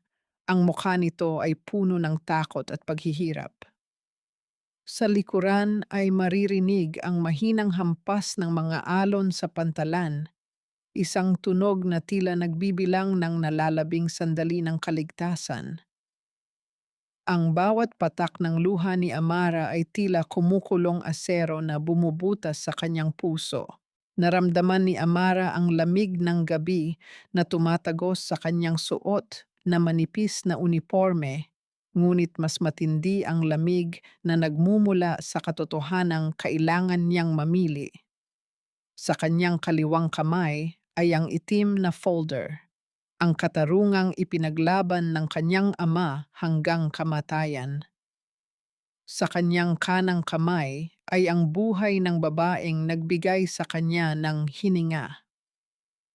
Isang napakasakit na timbangan kung saan ang bawat panig ay may katumbas na kamatayan ng kaluluwa. Sa loob ng sasakyan ng ambulansya, dahan-dahang iminulat ni Sebastian ang kanyang mga mata. Sa kabila ng benda sa kanyang balikat na unti-unti nang pinupulaan ng dugo, pilit niyang inabot ang kamay ni Amara. "Huwag, Amara, huwag kang pumunta ng mag-isa. Isang bitag ito." Tumingin si Amara kay Sebastian. Ang mga mata ng lalaki ay puno ng pagsusumamo, isang emosyong hindi niya akalaing makikita sa makapangyarihang CEO ng Orion Grand. Sa sandaling iyon, napagtanto ni Amara ang isang masakit na katotohanan. Mahal niya ang lalaking ito. Mahal niya si Sebastian hindi dahil sa yaman nito, kundi dahil sa sugatang bata na nakita niya sa likod ng mga matang yelo. Ngunit ang pag-ibig na iyon ay kailangang isakripisyo upang matapos na ang sumpa ng mga Alcantara. Kumuha si Amara ng isang maliit na piraso ng papel mula sa kanyang bulsa at mabilis na nagsulat ng ilang salita. Iniwan niya ito sa palad ni Sebastian bago dahan-dahang bumitaw. "Mahal kita, Sebastian. Kahit sa isang kasinungalingan lamang tayo nagsimula, ang nararamdaman ko para sa iyo ang tanging katotohanan sa buhay ko. Patawarin mo ako, pero kailangan kong maging anak bago ako maging asawa." Mabilis na bumaba si Amara sa sasakyan at tumakbo patungo sa madilim na bahagi ng pantalan. Iniwan ang sumisigaw na si Sebastian sa likuran. Ang bawat hakbang niya sa magaspang na semento ay tila isang martsa patungo sa sarili niyang bitayan. Ang amoy ng kalawang, alat ng dagat, at ang masangsang na amoy ng gasolina ay nagsimulang bumalot sa paligid. Narating ni Amara ang isang abandonadong bodega sa dulo ng pier. Doon, sinalubong siya ng mga tauhan ni Marcus na may hawak na mga bakal at tila mga hayop na naghihintay ng biktima. Sa gitna ng bodega, nakita niya ang kanyang ina. Ang bawat hikbi ng matanda ay tila isang saksak sa dibdib ni Amara. "Nandito na ako! Bitawan niyo ang nanay ko!" Sigaw ni Amara habang itinaas niya ang itim na folder. Mula sa anino, lumabas ang isa sa mga katiwala ni Elena, may hawak na liyab ng lighter. Ang liwanag ng apoy ay sumasalamin sa kanyang mga matang puno ng puot. "Ibigay mo ang folder at baka hayaan ko kayong mabuhay." Pero alam mo naman ang patakaran ni Madam Elena, walang saksi ang dapat magsalita. Dahan-dahang lumapit si Amara. Ang kanyang binti ay nanginginig, ngunit ang kanyang paningin ay diretso sa kanyang ina. Nang makuha ng lalaki ang folder, sa halip na palayain ang matanda, ay sinipa nito ang isang galon ng gasolina na kanina pa nakatumba sa sahig. Ang likido ay mabilis na kumalat, gumagapang patungo sa kinaroroonan ng kanyang ina. Naramdaman ni Amara ang biglang pagtigil ng kanyang mundo. Ang amoy ng panganib ay naging kasing linaw ng sikat ng araw.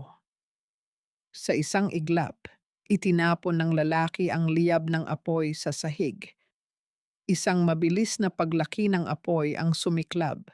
Lumilikha ng isang pader ng init na naghihiwalay kay Amara sa kanyang ina. Ang usok ay nagsimulang bumalot sa buong bodega, tila mga itim na kamay na sumasakal sa bawat hininga. Nanay! Ang tiling iyon ni Amara ay nilunod ng tunog ng naglalagablab na apoy. Susugod sana si Amara sa gitna ng sunog, ngunit naramdaman niya ang isang malakas na paghawak sa kanyang braso mula sa likuran. Isang tao ang humila sa kanya palayo sa panganib, habang ang bubong ng bodega ay nagsisimulang gumuho dahil sa tindi ng init. Sino ang nagligtas sa kanya? At sa gitna ng nagngangalit na apoy, mayroon pa bang pagkakataon na mailigtas ang kanyang ina o ang sakripisyong ginawa ni Amara ay nauwi lamang sa isang mas matinding trahedya? Hindi ako papayag na mamatay kayo sa gitna ng kadilimang ito, Amara. Kung kailangang pasukin ko ang impyernong ito upang iligtas kayo, gagawin ko. Ang boses na iyon ay hindi nagmula sa isang estranghero. Sa gitna ng makapal at nakakasakal na usok ng naglalagablab na bodega, ang anyo ni Sebastian ay tila isang anghel na dumaan sa apoy. Sa kabila ng kanyang duguang balikat at ang panghihina ng kanyang katawan, pilit niyang hinila si Amara palayo sa gumuhong kisame. Ang init ng apoy ay humahampas sa kanilang balat, at ang bawat hininga ay tila paglunok ng nagbabagang uling. Ngunit ang determination sa mga mata ni Sebastian ay mas matindi pa sa tindi ng sunog.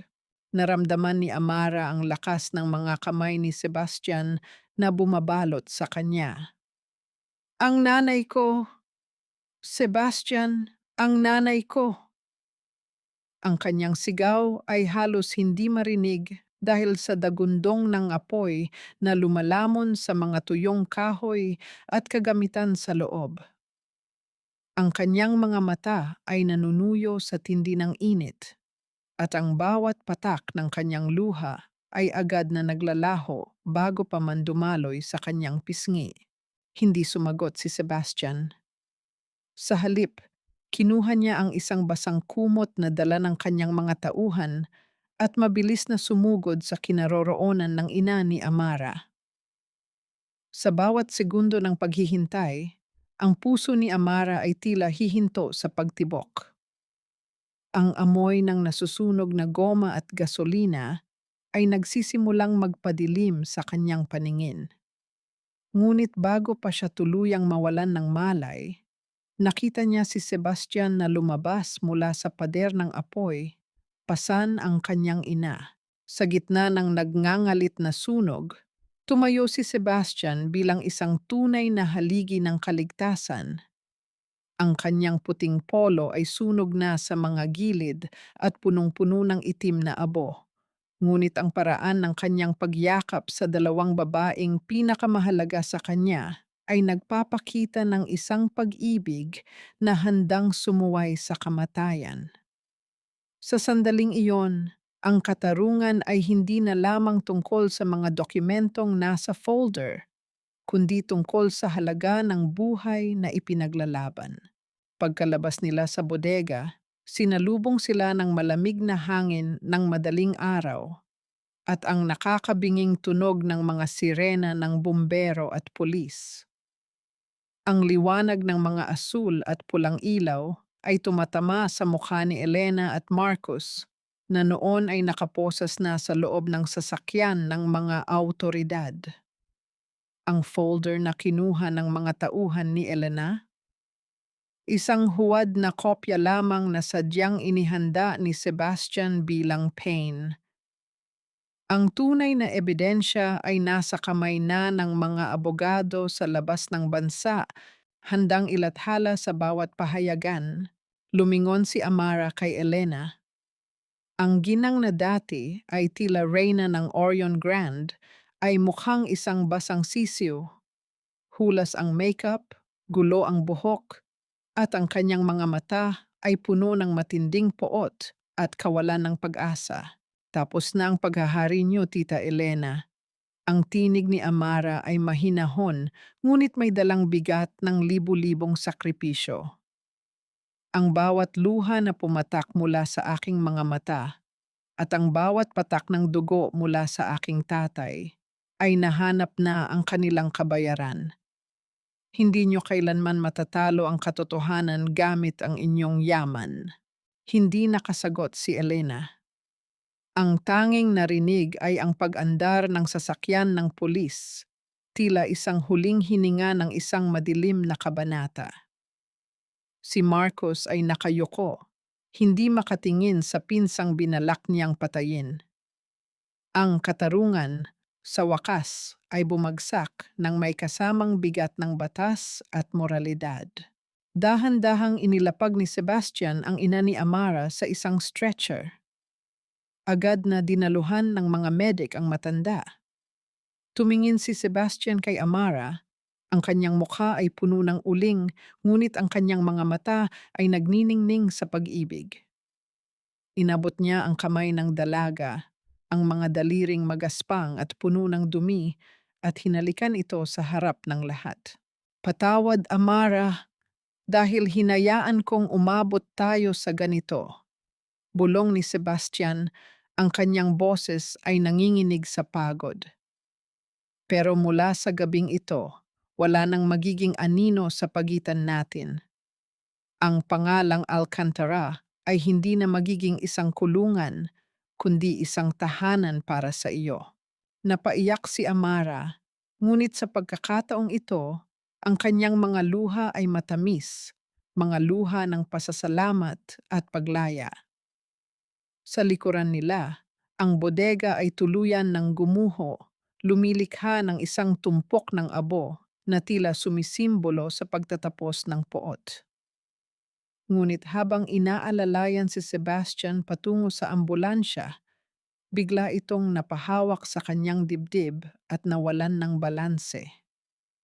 Ang dugo mula sa kanyang balikat ay mabilis na kumalat at ang kanyang mukha ay naging kasing puti ng papel. Sebastian, ang sigaw ni Amara ay muling bumasag sa katahimikan. Ang tagumpay ba ay panandalian lamang? Sa sandaling nakamit na nila ang katarungan, muli bang kukunin ng tadhana ang lalaking naging tanging sandigan ni Amara? Ang bawat pilat sa aking balat ay isang kwento ng digmaang aking napanalunan, ngunit ang pinakamalalim na sugat ay ang katahimikan ng lalaking nagturo sa akin kung paano muling magtiwala sa liwanag. Ang puting dingding ng silid sa ospital ay tila isang malawak na disyerto ng kalungkutan para kay Amara.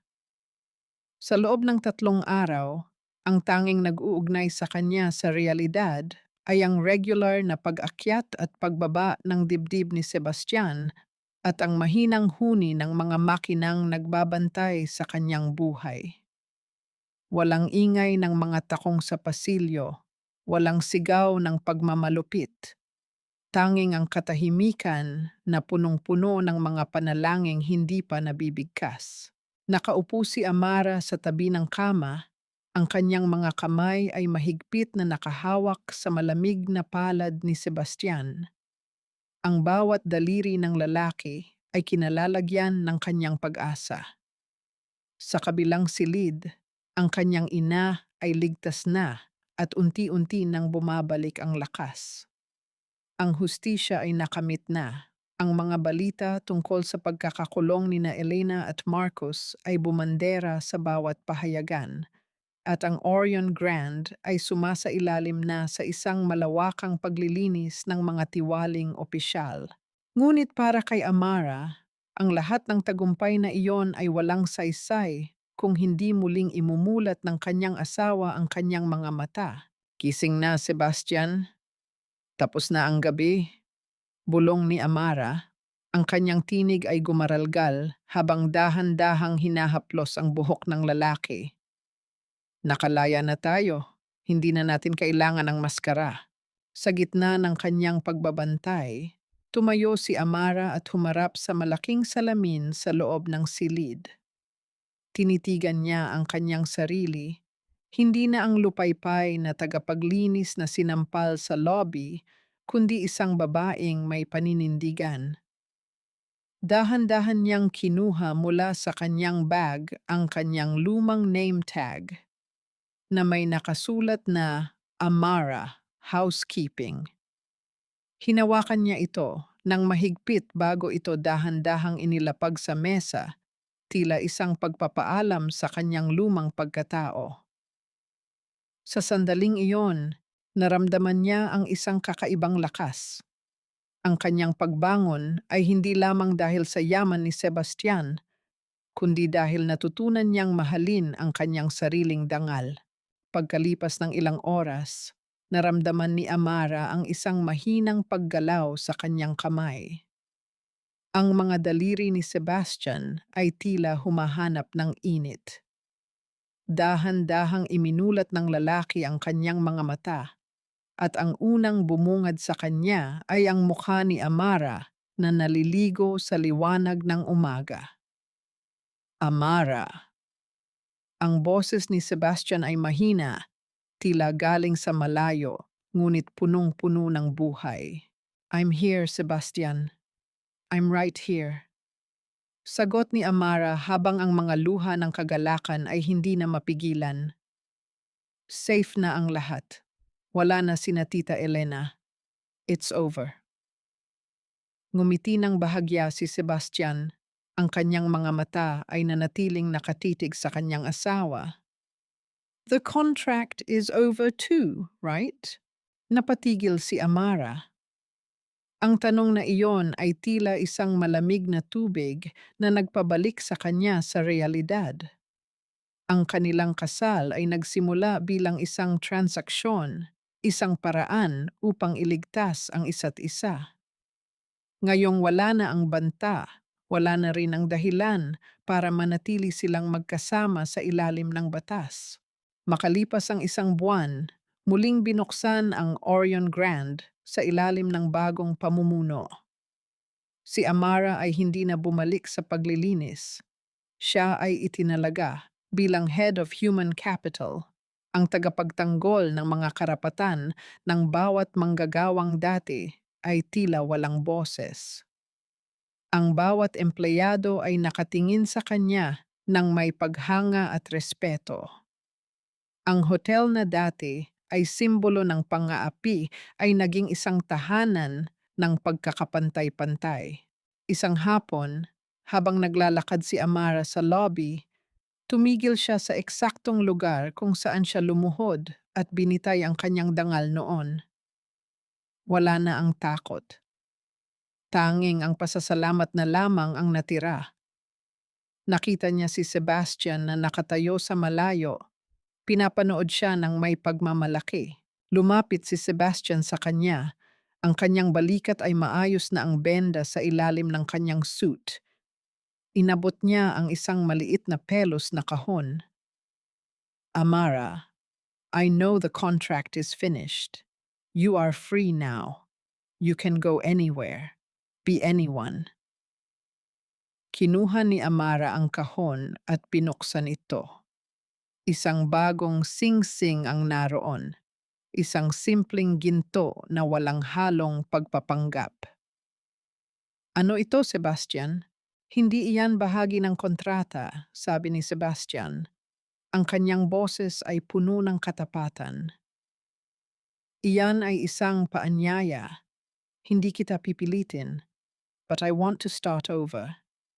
This time, no secrets, no lies. Just you and me. Will you stay, not as a contract wife, but as the woman I love? Naramdaman ni Amara ang bilis ng pintig ng kanyang puso. Ito ang kalayaang matagal na niyang hinahangad. Ngunit napagtanto niya na ang tunay na kalayaan ay ang piliin ang taong nagbigay sa kanya ng lakas. Tumingin siya sa paligid ng Orion Grand. Pagkatapos ay muli kay Sebastian. Dahan-dahan niyang kinuha ang singsing, ngunit bago niya ito isuot, inabot niya kay Sebastian ang isang puting sobre. Bago ko sagutin yan, Sebastian, may isang bagay ka pang kailangang malaman. Something I found in my father's documents that he never got to send. Nanlaki ang mga mata ni Sebastian habang binabasa ang sulat. Ang kanyang kamay ay nagsimulang manginig at ang kanyang mukha ay napalitan ng gulat. Anong ibig sabihin nito, Amara? Bakit ngayon mo lang ito ipinakita? Ang tanong ni Sebastian ay puno ng kalituhan. Ang lihim na nakapaloob sa sulat ay tila isang huling twist na maaring muling bumago sa lahat ng kanilang pinaglaban. Hindi ang ginto o ang pangalan ng Alcantara ang pinakamahalagang pamana ni Don Roberto, kundi ang katotohanang ang pag-ibig ay hindi kailanman nagkataon lamang. Ang ating mga tadhana, Amara, ay matagal nang isinulat sa dugo at sakripisyo ng ating mga ama. Ang boses ni Sebastian ay nanginginig habang binabasa ang huling bahagi ng liham ni Mateo de la Cruz. Ang bawat salita sa papel na iyon ay tila isang liwanag na nagbubura sa huling anino ng pagdududa. Sa liham, isinalaysay ni Mateo na bago siya pinatay, nagkausap sila ni Don Roberto. Alam ng matandang Alcantara ang panganib na dala ni Elena, kaya ipinagkatiwala niya ang lahat kay Mateo. Hindi lang ang yaman, kundi ang hiling na balang araw.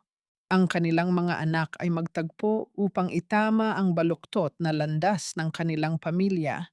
Nakatayo si Amara sa harap ni Sebastian. Ang hangin sa rooftop ng Orion Grand ay banayad na humahaplos sa kanyang buhok. Ang liwanag ng papalubog na araw ay nagbibigay ng ginintuang kulay sa paligid, tila ang langit mismo ay nakikigalak sa pagtatapos ng kanilang pagdurusa. Wala na ang kaba, wala na ang hapdi ng nakaraan. Tanging ang malalim na pag-unawa na lamang ang namamagitan sa kanila. Sebastian, mahinahong panimula ni Amara, ang kanyang mga mata ay nagniningning sa katotohanan. My father stayed because he loved your father as a brother. He died protecting your future. And all this time, I thought I was just a victim of your world. I didn't know I was the answer to a promise made decades ago. Dahan-dahang lumapit si Sebastian kay Amara. Hindi siya lumuhod bilang isang makapangyarihang CEO, kundi bilang isang lalaking nahanap na ang kanyang tahanan. Kinuha niya ang kamay ni Amara, ang kamay na dati ay puno ng kalyo mula sa pagtatrabaho, ang kamay na may pilat mula sa hapdi ng tsaa, ngunit ngayon ay malaya at marangal. Isinuot niya ang simpleng gintong singsing hindi bilang bahagi ng isang kontrata, kundi bilang simbolo ng isang walang hanggang sumpaan. Amara de la Cruz, sabi ni Sebastian, ang kanyang mga mata ay nakatitig ng malalim sa mga mata ng dalaga.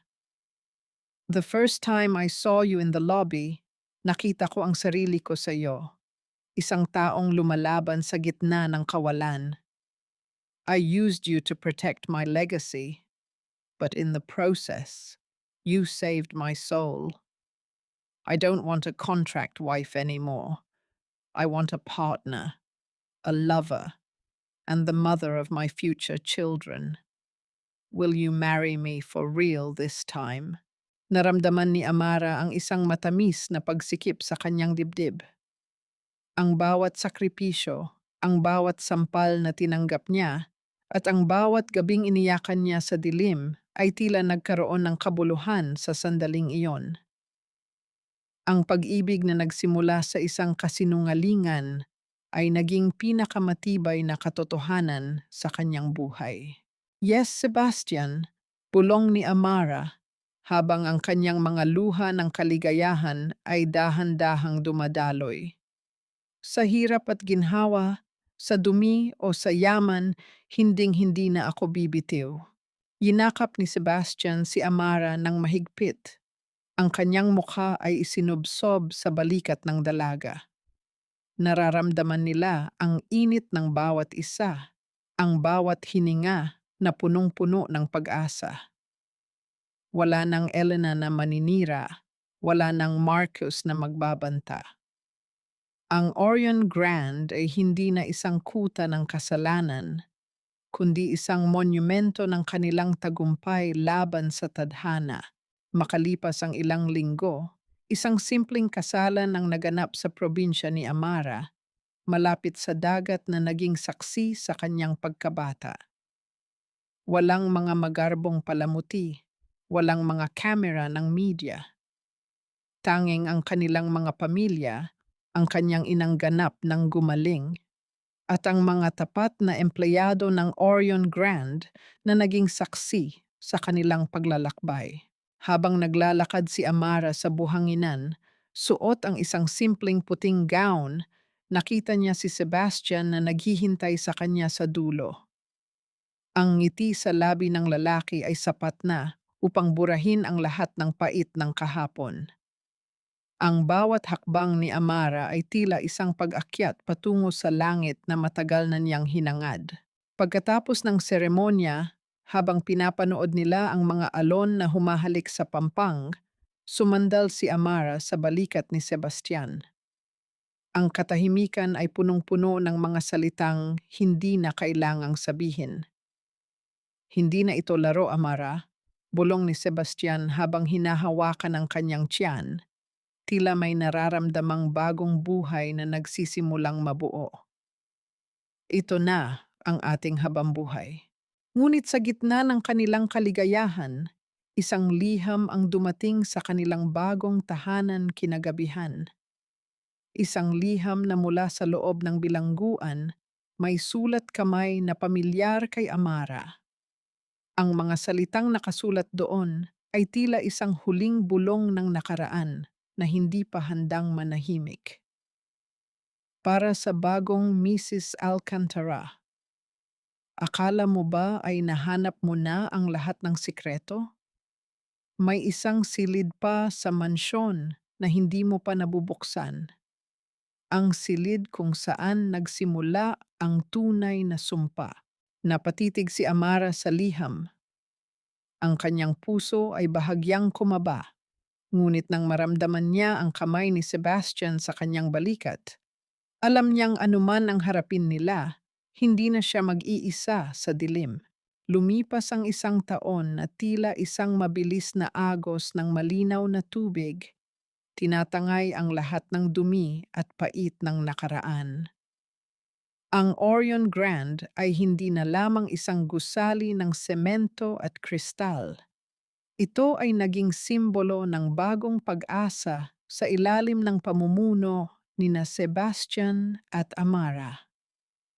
Wala na ang mga mapang-aping patakaran at ang bawat manggagawa mula sa pinakamataas na opisyal hanggang sa pinakamababang tagalinis ay naglalakad ng may mataas na noo, batid na ang kanilang dignidad ay hindi kailanman matatawaran ng salapi. Sa loob ng mansyon, dahan-dahang binuksan nina Sebastian at Amara ang isang pinto sa dulo ng pasilyo na matagal nang nanatiling nakasara. Ito ang silid na tinukoy ni Elena sa kanyang huling liham. Sa pagpasok nila, ang amoy ng luma ngunit malinis na papel at tuyong bulaklak ang sumalubong sa kanila. Hindi ito isang silid ng sumpa, kundi isang silid ng mga alaala. Doon, natagpuan nila ang mga personal na gamit ng ina ni Sebastian, mga tula, mga larawan ng batang Sebastian, at ang pinakamahalaga sa lahat, ang mga liham ng pasasalamat niya kay Mateo de la Cruz, ang ama ni Amara. Dito nahanap ni Sebastian ang kanyang ganap na kapayapaan. Napagtanto niya na sa gitna ng kadiliman ng pagkatao ni Elena, may dalawang tao, ang kanyang ina at ang ama ni Amara, na nagtanim ng binhi ng katapatan upang balang araw ay anihin ng kanilang mga anak. Ang bawat luhang pumatak mula sa mga mata ni Sebastian habang binabasa ang mga sulat ay tila isang basbas na naghuhugas sa lahat ng natitirang galit sa kanyang puso. Ang pagpapatawad ay hindi na isang mabigat na pasanin, kundi isang regalong ibinigay niya sa kanyang sarili. Habang nakatayo sila sa gitna ng silid, dahan-dahang ipinatong ni Sebastian ang kanyang kamay sa lumalaking tiyan ni Amara. Ang sanggol sa loob ay tila tumugon sa init ng haplos ng kanyang ama. Sa sandaling iyon, naramdaman ni Amara na ang bawat sakripisyo niya ay nagbunga ng isang himala. Ang bata na kanilang hinihintay ay lalaki sa isang mundong malaya sa kasinungalingan, sa isang tahanang ang tanging pundasyon ay katotohanan at wagas na pag-ibig. Handa ka na ba, Amara? Tanong ni Sebastian habang iginigiya ang asawa patungo sa balkonahe ng mansyon. Mula sa itaas, tanaw nila ang nagniningning na mga ilaw ng lungsod at ang malakas na kislap ng Orion Grand sa malayo. Ang bawat ilaw ay tila isang bituin na bumagsak sa lupa upang magbigay ng liwanag sa mga taong minsang naligaw sa dilim. Handa na ako, Sebastian. Sagot ni Amara, ang kanyang boses ay puno ng katahimikan at paninindigan. Dahil alam ko na kahit anong bagyo ang dumating, ang ating pag-ibig ang magiging Orion na gagabay sa atin pauwi. Ang kwento ni Amara de la Cruz ay naging isang alamat sa loob ng Orion Grand, isang paalala sa lahat na ang isang hamak na tagalinis ay maaaring maging reyna, hindi dahil sa corona, kundi dahil sa busilak na puso na hindi kailanman sumuko sa gitna ng kawalan. Ang katarungan ay nakamit, ang kapayapaan ay nahanap, at ang pag-ibig ay napatunayang siya lamang ang tanging biyaya na tunay na nagpapayaman sa tao. Habang dahan-dahang lumulubog ang araw, ang mag-asawa ay nanatiling nakatayo, magkahawak kamay sa ilalim ng langit na tila nagbibigay ng huling basbas. Ang sumpa ay tuluyan ng naputol at ang bagong simula ay nagsimula na, isang bukas na puno ng pag-asa, pagmamahal at walang hanggang pasasalamat.